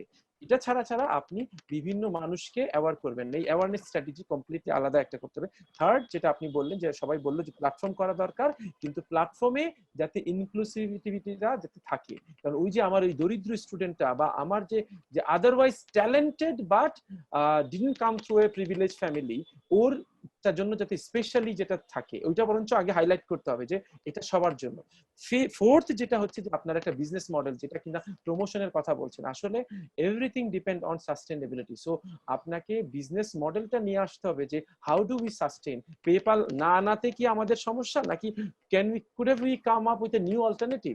আমরা ইউটিউবকে বাংলাদেশে যদি বলে দিই ভাই you better follow our rules, and এখানে এসে আমার এতগুলো 16 কোটি মানুষের ইয়েকে YouTube can't afford to deny, they are commercial organisation, এটা বুঝতে হবে। তাকে যদি আপনি প্রেসার ক্রিয়েট করেন গভর্নমেন্ট থেকে, তাহলে they will be come up with. আমি যদি ওই পেপাল পারমিশন নাও দেই, আমি আমার মডেলে নিয়ে আসবো, বাধ্য করব। তো বিজনেস মডেলটা আমাকে ঠিক করতে হবে, এবং এই বিজনেস মডেল ডিফাইন করার ক্ষেত্রে শুধু ইন্ডাস্ট্রিকে নিয়ে আসতে হবে না, মানে এটা কান্ট্রির বিজনেস মডেলের কথা বলছি। এবং ফাইনালি যেটা আপনি বলছেন যে নিউ নর্মালে পলিসি টকগুলো কন্টিনিউ করতে হবে, বাট সেক্টরাল যে অ্যাঙ্গেলটা, এই অ্যানালাইসিসটা ইউনেস্কোকে বলি, মানে ফাইন্যান্সিয়াল কনস্ট্রেইন অনেক সময় problem, but there are people who are ready to volunteer at least minimum খরচে। এখন করোনায় অনেক কম খরচে মানুষ কাজ করতে চায়। আমাদের একটা অ্যানালাইসিস করা উচিত যে এই যে সেক্টরাল ইমপ্লিকেশনস গুলো হচ্ছে, যে কোন সেক্টর সাফারিংস হচ্ছে, কোন সেক্টর মানে আপনার বেটার করছে, এই জায়গাটা আমরা পোস্ট করোনা ক্ষেত্রে অ্যানালাইসিস করে আমরা একটা ফেজ বাই ফেজ আলোচনা করি। এবং finally we need to have a government মানে ফেজ স্ট্র্যাটেজি ডকুমেন্ট, যেখানে ফেজ 1 আপনি হতে পারে যে আগামী 5 বছরের জন্য কি হতে পারে, আপনি 20 বছর মেয়াদি একটা প্ল্যান করেন, সেই অনুযায়ী কিন্তু আপনার একটা ফেজ। সো আমি অনেকগুলো পয়েন্ট নিয়ে নিলাম, বাট আমার উদ্দেশ্যটা যেহেতু ছিল, নর্মালি আমি যে ওইসব টকে আসতে চাই না, কিন্তু যেহেতু আপনারা কিজাপা বললো, আমরা একটা we had a very long discussion with you and the UNESCO office যে how can we take it forward, and I know you guys are seriously engage with the মানে government bodies. At the same time আপনাদের নিজেদের agenda আছে। Dhaka university মানে একটা বড় organisation এবং তাদের একটা ইনফ্লুয়েন্সিং অথরিটি আছে। মানে সে শুধু আমাকে কেউ শুধু একাডেমিক বললে আমার একটু রাগ হয়, আরে ভাই আমি শুধু একাডেমিক না, বাট কেউ আমার আরেকটা রোল দেখে না, যে এই যে বিং এন এন্টারপ্রেনার মানে ইন্ট্রাপ্রেনার বলি, উইদিন অর্গানাইজেশন আমি নতুন ডিপার্টমেন্ট ফাউন্ড করেছি, নতুন সেন্টার করেছি, এগুলা ওয়াজ নট মাই রেসপন্সিবিলিটি, এগুলা ওয়াজ মাই প্যাশন। সো এই জায়গায় আমরা যদি একটা অ্যাকশন ফরওয়ার্ড করি, আমরা মনে হয় পারবো, and we love to help you to volunteer or come up with minimum cost implication যেটা হয় সেটা অনুযায়ী। সো আমি অনেক কথা বললাম, thank you for the time, এবং থ্যাংক ইউ। রাশেদ ভাই, আমি ছোট করে বলি, 6 বছর ধরে যে আলোচনাগুলো হচ্ছে সেগুলো আসলে কিছু মানে খুব পজিটিভ ফিডব্যাক ছিল বলেই আমি যে বললাম যে ক্রিয়েটিভ ইন্ডাস্ট্রিজ এর একটা খুব বড় রিপোর্ট, প্রথম এত পার্টিসিপেটরি একটা রিপোর্ট যাচ্ছে, সরকারি ভাবেই যাচ্ছে, এবং ওনাদেরকে আমরা যা সাহায্য করেছি। আমরা একবার ফটোগ্রাফার প্রায় 25-30 জন ফটোগ্রাফারকে নিয়ে 3-4 বছর আগে বসেছিলাম ইউনেস্কোতে এই ধরনের, তখন রাউন্ড টেবিল সামনাসামনি, এবং যে আলোচনাগুলো হয়েছিল সবাই ভেবেছিল হয়তো এখানে থেমে গেছে, কিন্তু প্রীত খুব ক্লোজলি ইনভলভ ছিল। তারপরে সেই রিকমেন্ডেশনের ভিত্তিতে আসলে আমরা 80 জন, অলমোস্ট 80 জন, রাইট প্রীত, 80 জন ফটোগ্রাফার, ইয়াং ফটোগ্রাফারদেরকে আমরা মাস্টার ক্লাস করিয়েছি যে তোমাদের ফটোগ্রাফি শেখায়নি, ইউনেস্কো সেটা কাজও না, যে how to brand yourself as a photographer, তোমার রাইট কিভাবে এনশিওর করবে। আমরা প্রায় 1200 ফটোগ্রাফারকে ইনভলভ করে তাদের আর্ট ওয়ার্ক এক্সিবিট করেছি। আমরা এভাবে রিকমেন্ডেশন গুলা নেওয়ার চেষ্টা করছি। একদম আমি জানি যে আলোচনা চলতে থাকলে আমরা আরো চালিয়ে নিতে পারবো, কিন্তু শেষ করার আগে আমার সবার কাছে শেষে ছোট্ট একটা প্রশ্ন আছে, যে আর্ট ক্রিয়েটিভ প্রোডাক্ট মানে শুধু আর্টিস্ট না, ক্রিয়েটিভ প্রোডাক্ট মানে শুধু সিঙ্গার সভ্যতা বা আলোকচিত্রী প্রীতরেজানা বা শুধু ডিজিটাল প্ল্যাটফর্ম মানে ডিজিটাল বিজনেসের পিয়াস ভাই নন। অন্য প্রান্তে যারা আছেন, যারা এটাকে কনজিউম করছেন, যারা পাবলিক, যারা কালচার এবং ক্রিয়েটিভ ইন্ডাস্ট্রিটাকে উপভোগ করেন বা যারা এটাকে নিচ্ছেন, তারা আসলে খুব ছোট্ট করে, যে আমরা একটু এক দুই লাইনে আমি একটু জানতে চাই, তারা কিভাবে আসলে এই ডিজিটাল এনভায়রনমেন্টে এই কালচার এবং ক্রিয়েটিভ ইন্ডাস্ট্রিকে অ্যাক্সেস করা উচিত তাদের, বা কিভাবে করবে, সবার জন্য কি ডিজিটাল এনভায়রনমেন্টে অ্যাপ্লিকেবল বা কিভাবে করতে পারে। আমি পিয়াস ভাইকে দিয়ে শুরু করি। আচ্ছা, ফার্স্ট অফ অল একটা অ্যাক্সেসিবিলিটি ব্যাপার আছে। এখনো তো বাংলাদেশের মানুষ ডিজিটাল এনভায়রনমেন্টের সাথে অ্যাক্সেসিবল হয় নাই সবাই। আমি ধরে নিচ্ছি সেটা একটা সার্টেন লেভেলে হয়ে যাবে, যেহেতু ইনফ্রাস্ট্রাকচার এন্ড এভরিথিং সবকিছু চলে যাবে। তবে একটা জিনিস আমার কাছে মনে হয় যে এইখানে এক ধরনের একটা আসলে হয়েছে কি, আমাদের এই ডিজিটাল কালচারটা তো নতুন, 10-15 বছর পুরনো মাত্র। তো আমরা কিন্তু ডিজিটালে কিভাবে নর্মস, ডিজিটাল বা এই ভার্চুয়াল এনভায়রনমেন্টে আমাদের নর্মস কিভাবে কিরকম হওয়া উচিত, আমাদের এটিকেট কি হওয়া উচিত, সেটাও কিন্তু আমরা এখনো শিখছি মাত্র 15 বছর। ধরেন আজকে যে আমি কথা বলছি, আমি যে আপনাকে সালাম দিচ্ছি বা আপনাকে গ্রিট করছি, এটা কিন্তু একদিন আমি শিখি না, এটা কিন্তু কয়েক হাজার বছরে শিখেছি। মানে আমি আমার জন্মান্তরে আমি শিখে যাচ্ছি। আর এটা তো শুরু হয়েছে মাত্র 15 বছর। আমরা একটা ইম্যাচিউর লেভেলে আছি। আমি বিশ্বাস করি definitely it will come to a better shape soon. এবং তখন হয়তো এই যে ব্যাপারগুলো আছে, আমরা আসলেই খুব আমরা এখনো যে সোশ্যাল মিডিয়াতে আমরা যেভাবে বিহেভ করি, আমরা যে কপিরাইট তো পরের ইস্যু, বা একজনকে সম্মান দেখানো তো পরের ইস্যু, কি করতে হবে, কিভাবে কি বলতে হবে, আমি যে কথাটা মুখের সামনে বলতে পারি না, মানে আমি আপনার এই 5 জন মানুষের সামনে যে কথাটা বলতে পারবো না, সেই কথাটা আমি ফেসবুক এমন ভাবে লিখে দিচ্ছি যখন মনে হচ্ছে আমি লেপের নিচে লেপ মুড়ি দিয়ে লিখছি, কিন্তু এটা যে হাজার মানুষের কাছে চলে যাচ্ছে আমার মাথায় সেটা চিন্তাও নাই। এটা আসলে একটা সাইকোলজিক্যাল, একটা সোশ্যাল এডুকেশন বা বলেন যে একটা এটিকেট। তো আমি বিশ্বাস করি এটা আসলে যেহেতু এটা খুবই নতুন আমাদের জন্য, নতুন একটা শিক্ষা, নতুন একটা কালচার, নতুন একটা সমাজ, এটা খুব তাড়াতাড়ি শেপের মধ্যে আসবে। তখন আমাদের এই সোশ্যাল এটিকেটটা যখন আমাদের বা সোশ্যাল মিডিয়া বলেন, ডিজিটাল মিডিয়া এটিকেটটা যখন আমরা শিখে যাব, তখন কিছু কিছু জিনিস কিন্তু সম্ভবত যেটা বলছিলেন যে নেটফ্লিক্সে আগে আমরা কখনো ভাবতে, আমি কখনো কি স্টুডেন্ট লাইফে ভেবেছিলাম যে আমি টাকা দিয়ে নেটফ্লিক্সের মতো আমি 5টা প্ল্যাটফর্ম সাবস্ক্রাইব করি, টাকা দিয়ে ছবি দেখবো, সেটা ভাবি নাই। কিন্তু এটা কিন্তু হয়েছে, এবং সেটা খুব বেশি দিন না, 3-4 বছরই হয়েছে। তো আমি বিশ্বাস করি আসলে এই চেঞ্জটা খুব তাড়াতাড়ি হবে, এবং আমরা প্রবাবলি একটা বেটার একটা এনভায়রনমেন্ট পাবো অডিয়েন্সের পার্সপেক্টিভ থেকে। Again mindset of people actually. Preet, নতুন কিছু এর বাইরে আপনি অ্যাড করতে চান? বা আপনি মিউট করা আছেন, প্রীত মিউট করা আছেন। ঢাকা মানে কিন্তু বাংলাদেশ নয়, সেটা বোধহয় একটু মাথায় রাখার বিষয় আছে। রাশেদ ভাই যেভাবে আসলে ক্লাসরুমে ঢুকে যে ছেলেটা আসলে সবচেয়ে দুর্বল ছেলেটার কথা মাথায় রেখে হয়তো যেভাবে আসলে লেকচারটা দেয়, ঠিক একইভাবে আমি আসলে অনুরোধ করবো, আমরা যারা বসে আসলে এখানে কথা বলছি, আমরা হয়তো অন্য অনেকের চেয়ে আসলে একটা প্রিভিলেজ এনভায়রনমেন্টের মধ্য দিয়ে বেড়ে উঠছি, কিন্তু আমাকে আসলে রাশেদ ভাই সেই দুর্বল ছাত্রটার মতো ভাবতে হবে। সেইভাবে করে যদি আসলে আমাদের ভাবনা চিন্তার জায়গায় হয়, তাহলে এই ডিজিটাল এটিকেট শেখা বলি এবং এই নতুন প্ল্যাটফর্ম গুলিকে আসলে আমরা আরো খুব সহজে আয়ত্ত করতে পারবো। এবং আসলে একটা দীর্ঘমেয়াদী পরিকল্পনার প্রয়োজন আছে বলে আসলে আমি মনে করি। সবাই মিলে আসলে সেটা হতে হবে সামগ্রিকভাবে। সভ্যতা, আমি কি বলবো, আমি হচ্ছে একটা ট্রানজিশন পিরিয়ডের জেনারেশন আর কি। আমি ক্যাসেটও দেখেছি, সিডিও দেখেছি, ভিসিআরও দেখেছি, এখন নেটফ্লিক্সও দেখছি। কিন্তু আমি যখন আমার স্টুডেন্টদের দেখি, ওরা কেউ ক্যাসেট, সিডি এগুলো দেখেই নেই, এবং ওদের ধারণাটা আমাদের মতন না। আজকের অডিয়েন্স আমরা, কালকের অডিয়েন্স ওরা। আমি আসলে আশা করি কালকের অডিয়েন্সরা অনেক বেশি বেটার হবে, বিকজ ওরা আমাদের মতন করে চিন্তা করে না, এবং ওরা মিউজিশিয়ানকে খালি সিডি হিসেবে সম্মান দেন। ওদের সম্মানটা হচ্ছে গিয়ে স্পটিফাই মিউজিশিয়ান সম্মান, যেটা আজকে আমার সমবয়সী মানুষরা বুঝে না, বাট নেক্সট জেনারেশন বুঝে। এটা আমি আমার স্টুডেন্টদের দেখে শিখেছি যে ওরা আসলে আমাদের থেকে অনেক ওপেন মাইন্ডেড, বিকজ ওরা আমাদের থেকে পৃথিবী বেশি দেখেছে। রাশিদ ভাই, এনি লাস্ট থট, এক লাইনে বা কিছু বলার আছে? শিক্ষক মানুষ তো বলতে গেলেই হয়ে যায়। আর ওই যে প্রীত, আমি কিন্তু ওই আমার মিউজিকের ছেলের উদাহরণটা দিলাম ওই কারণেই যে that person was not privilege, এবং আমরা প্রিভিলেজদেরকে সবসময় মনে করি যে they are doing, privilege is a fortunate one এবং উই রেসপেক্ট দ্যাট। বাট যারা নাই, পাবলিক ইউনিভার্সিটি হিসেবে আমাদের ওই মাইন্ডসেটটাই আসে না সবসময়। আমার ক্লাসে যেমন একটা অসাধারণ গ্রুপ অফ স্টুডেন্ট থাকে, আবার গ্রাম থেকে যখন আসে না, সে জীবনে এখন পর্যন্ত যে আলোচনা হচ্ছে না অনলাইন এডুকেশন, তো অনেকে বাইরে দিয়ে বুঝে, বাট যার কাছে নাই সে, আপনি কি আমি কি ঢাকা ইউনিভার্সিটির পলিসি হিসেবে আমি কি ইনইকুয়ালিটি অফ এডুকেশন এটা কি প্রমোট করছি কিনা, এটা নিয়ে আমি অনেকদিন ধরে ভাবছি, লিখবো। মানে ইনইকুয়ালিটিটা যাতে না হয়, কারণ সোসাইটির একটা পর্যায়ে এটা চলে যাবে, তখন আমি একটা গ্রুপকে কিন্তু ফোর্স করছি যে they go move, not don't come to the top. তাহলে তো আমার মতো আরেকজন হতো না, তাহলে আরেকজন, তাহলে কি সবসময় ক্লাস হয়ে যাবে? তাহলে ওই ক্লাসের শিফট কিভাবে হবে? ট্রানজিশন যেমন আমাদের দরকার, transition stage, but we are talking about transformation. The future that we cannot avoid is transformational. Digitization is must, but human interaction is a compulsory. ওটা যদি মাস্ট হয়, এটা হয় কম্পালসারি। সো আপনাকে ব্যালেন্সে আনতে হবে। এই জায়গায় আপনি ইনক্লুসিভিটিটা মাথায় রাখতে হবে।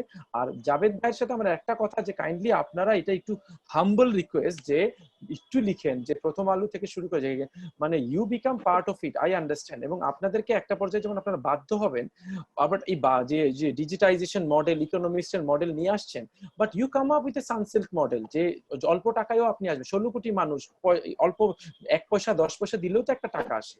কিন্তু আপনি যেটা খেয়াল করেন যে 1800 অনলাইন বা অফলাইন মানে প্রিন্ট মিডিয়া আসে, আপনি বললেন রাইট, এইটা যে কত ভয়ঙ্কর একটা সোসাইটিতে, আমরা কিন্তু জাজমেন্টাল সোসাইটি। আমার সম্বন্ধে একটা মারাত্মক একটা আনফ্যামিলিয়ার একটা নিউজে একটা কিছু লিখে দিলে আর কোনো ভ্যালিডেট না করলে, আই এম গন। বাট আপনি তাহলে ওই জায়গাতে আমরা যদি, তাহলে সমস্যাটা কোথায়? কোনো বিজনেস মডেল নাই।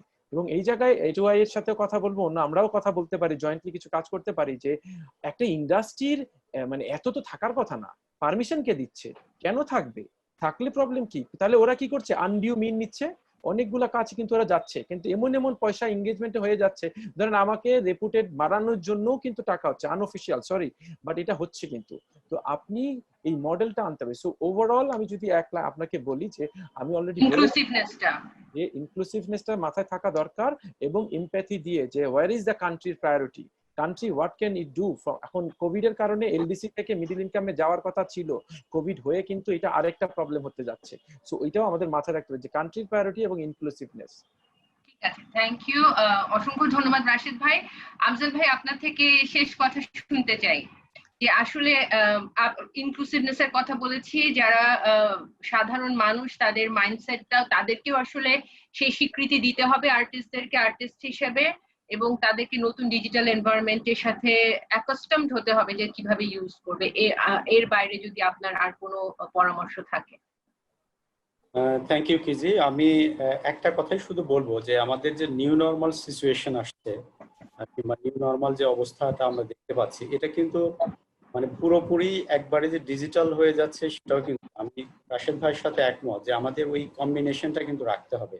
আমাদের যখন ইন্টারাকশনটা দরকার, বিশেষ করে এডুকেশনের ক্ষেত্রেই হোক বা বিনোদনের ক্ষেত্রেই হোক, কনসার্টে গেলে একটা ওপেন এয়ারে যেরকম একটা অনুভূতি হয়, ডিজিটাল জাস্ট একটা গান শুনলে হয়তো ওইটা হচ্ছে না।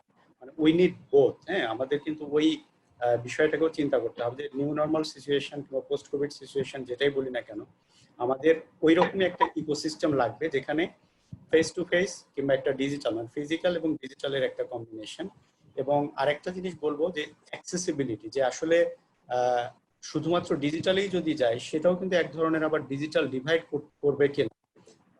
আমাদের যারা জনগোষ্ঠী থাকবে, প্রান্তিক যারা আমাদের অডিয়েন্স থাকবে, কিংবা আমাদের যারা বিভিন্ন লক্ষ্যদল থাকবে, তো সেখানেও একটা বিভেদ তৈরি করবে কিনা, একটা বৈষম্য তৈরি করবে কিনা, ওইটাও কিন্তু আমাদের দরকার। আর অনেকেই কথাগুলো বলে ফেলেছেন, আমি রিপিট করছি না। মাইন্ডসেট, ডেফিনেটলি আমি আবারও বলছি, মাইন্ডসেট আমাদের পরিবর্তনে যেরকম এখানে উদ্যোগ নিতে হবে, পাশাপাশি সচেতনতারও একটা বিষয় আমাদের আছে। আর সবশেষে আমি বলবো যে এই কাজগুলো আসলে এখানে সরকার পক্ষ কিংবা ইন্ডাস্ট্রি পক্ষ এইরকম না, কিংবা একাডেমির পক্ষ না, আমাদের সবাই মিলে একটা মানে কম্বাইন্ড ইকোসিস্টেম আমাদের তৈরি করতে হবে হাতে হাত মিলিয়ে। তাহলে আমার মনে হয় এই গ্যাপগুলো দূরে সরে যাবে এবং সবাই মিলে আমরা একটা সুন্দর পরিবেশ তৈরি করতে পারবো, একটা ডিজিটাল এনভায়রনমেন্ট তৈরি হবে ক্রিয়েটিভ ইন্ডাস্ট্রির জন্য। Thank you. Thank you Afzal ভাই। আমরা তাহলে অনেকগুলো একদম শেষ করি, আসলে কি রিকমেন্ডেশন গুলো একটা ছোট্ট করে বলি, আমরা কি আলোচনা করলাম। আমরা একটা আমরা আসলে ডিজিটালি যে আর্ট মার্কেট তৈরি করার কথা সেটার কথা আমরা বলেছি। আমরা অ্যাওয়ারনেস রেজিং এর কথা বারবার বলেছি। আমরা বলেছি যে মাইন্ডসেটের কথা, মাইন্ডসেট আর্টিস্টদের মাইন্ডসেট, পলিসি মেকারদের, ডেভেলপমেন্ট পার্টনারদের মাইন্ডসেট এবং যারা কনজিউম করবেন পাবলিকের মাইন্ডসেটের কথা বারবার বলেছি। আমরা ক্রিয়েটিভ ইন্ডাস্ট্রি ম্যাপিং এর কথা বলেছি। আমরা আর্টিস্ট এবং ইন্টারমিনিস্টেরিয়াল কোলাবোরেশনের কথা বলেছি। আমরা বলছি যে digital media of course is a future solution but not the unique solution. আমাদের আসলে মেইন স্ট্রিম যে মিডিয়া ছিল সেটার পাশাপাশি ডিজিটাল মিডিয়াকে কাজ করতে হবে। এবং আমাদের আসলে একটা ফিজিবিলিটি স্টাডিজ এর কথা আমরা বলেছি। আমরা সাস্টেনেবল বিজনেস মডেলের কথা বলেছি, যে আমাদের ক্রিয়েটিভ ইন্ডাস্ট্রিকে সাস্টেনেবল বিজনেস মডেলের মধ্যে ফেলতে হবে। আমাদের আর্টিস্টদেরকে প্রফেশনাল ভাবার যে মাইন্ডসেট সেটা তৈরি করতে হবে, এবং কালচার এবং ক্রিয়েটিভ ইন্ডাস্ট্রি আসলে একটি ইন্ডাস্ট্রি কিনা সেটা একদম বড় পর্যায় থেকে আমাদেরকে সিদ্ধান্ত নিয়ে সেটাকে স্বীকৃতি দিতে হবে, কালচার এবং ক্রিয়েটিভ ইন্ডাস্ট্রিকে অন্য যে কোনো ইন্ডাস্ট্রিজ এর মতো। আপনাদেরকে অসংখ্য ধন্যবাদ। আসলে গত 2 দশক ধরে ডিজিটাল এনভায়রনমেন্টকে আর্টিস্টরা ইউটিলাইজ করছেন তাদের আর্টওয়ার্কের জন্য। হয়তো কোভিড-19 নতুন করে ভাবালো, কারণ এখন আমাদের ডিজিটাল প্ল্যাটফর্ম বা এনভায়রনমেন্ট ছাড়া কোনো উপায় আর এখন চোখে পড়ছে না দেখেই হয়তো আমরা অনেক বেশি আলোচনা করছি। কিন্তু এই সময়টা, এই ক্রান্তিকালটা এটিও বুঝিয়ে দিল যে ডিজিটাল এনভায়রনমেন্টের ব্যাপারে আমাদের আরো বেশি সচেতন হতে হবে, সেটি ব্যবহারের ক্ষেত্রে, আমাদের শিল্পীদের অধিকার আদায়ের ক্ষেত্রে, এবং যারা এটার ভোগ করবেন তারা কিভাবে করবেন সেই জায়গায় সচেতনতা তৈরি করতে হবে। আজকে যারা ছিলেন অত্যন্ত গুণী মানুষ এবং স্ব ক্ষেত্রে প্রতিষ্ঠিত, আপনাদের সবাইকে অসংখ্য ধন্যবাদ ইউনেস্কোর পক্ষ থেকে। এবং ইউনেস্কোর কাজই হচ্ছে নেটওয়ার্ক তৈরি করা, ইউনেস্কোর কাজ হচ্ছে নেটওয়ার্ক নিয়ে ভবিষ্যতের কাজ করা। তো কখনো যদি মনে হয় যে আমাদেরকে আপনাদের পাশে দরকার বাংলাদেশের কালচার এবং ক্রিয়েটিভ ইন্ডাস্ট্রিজ এর প্রচার এবং প্রসারের জন্য, আমরা সবসময় আপনাদের সাথে আছি। সুস্থ থাকবেন, নিরাপদে থাকবেন, ভালো থাকবেন। শুভেচ্ছা।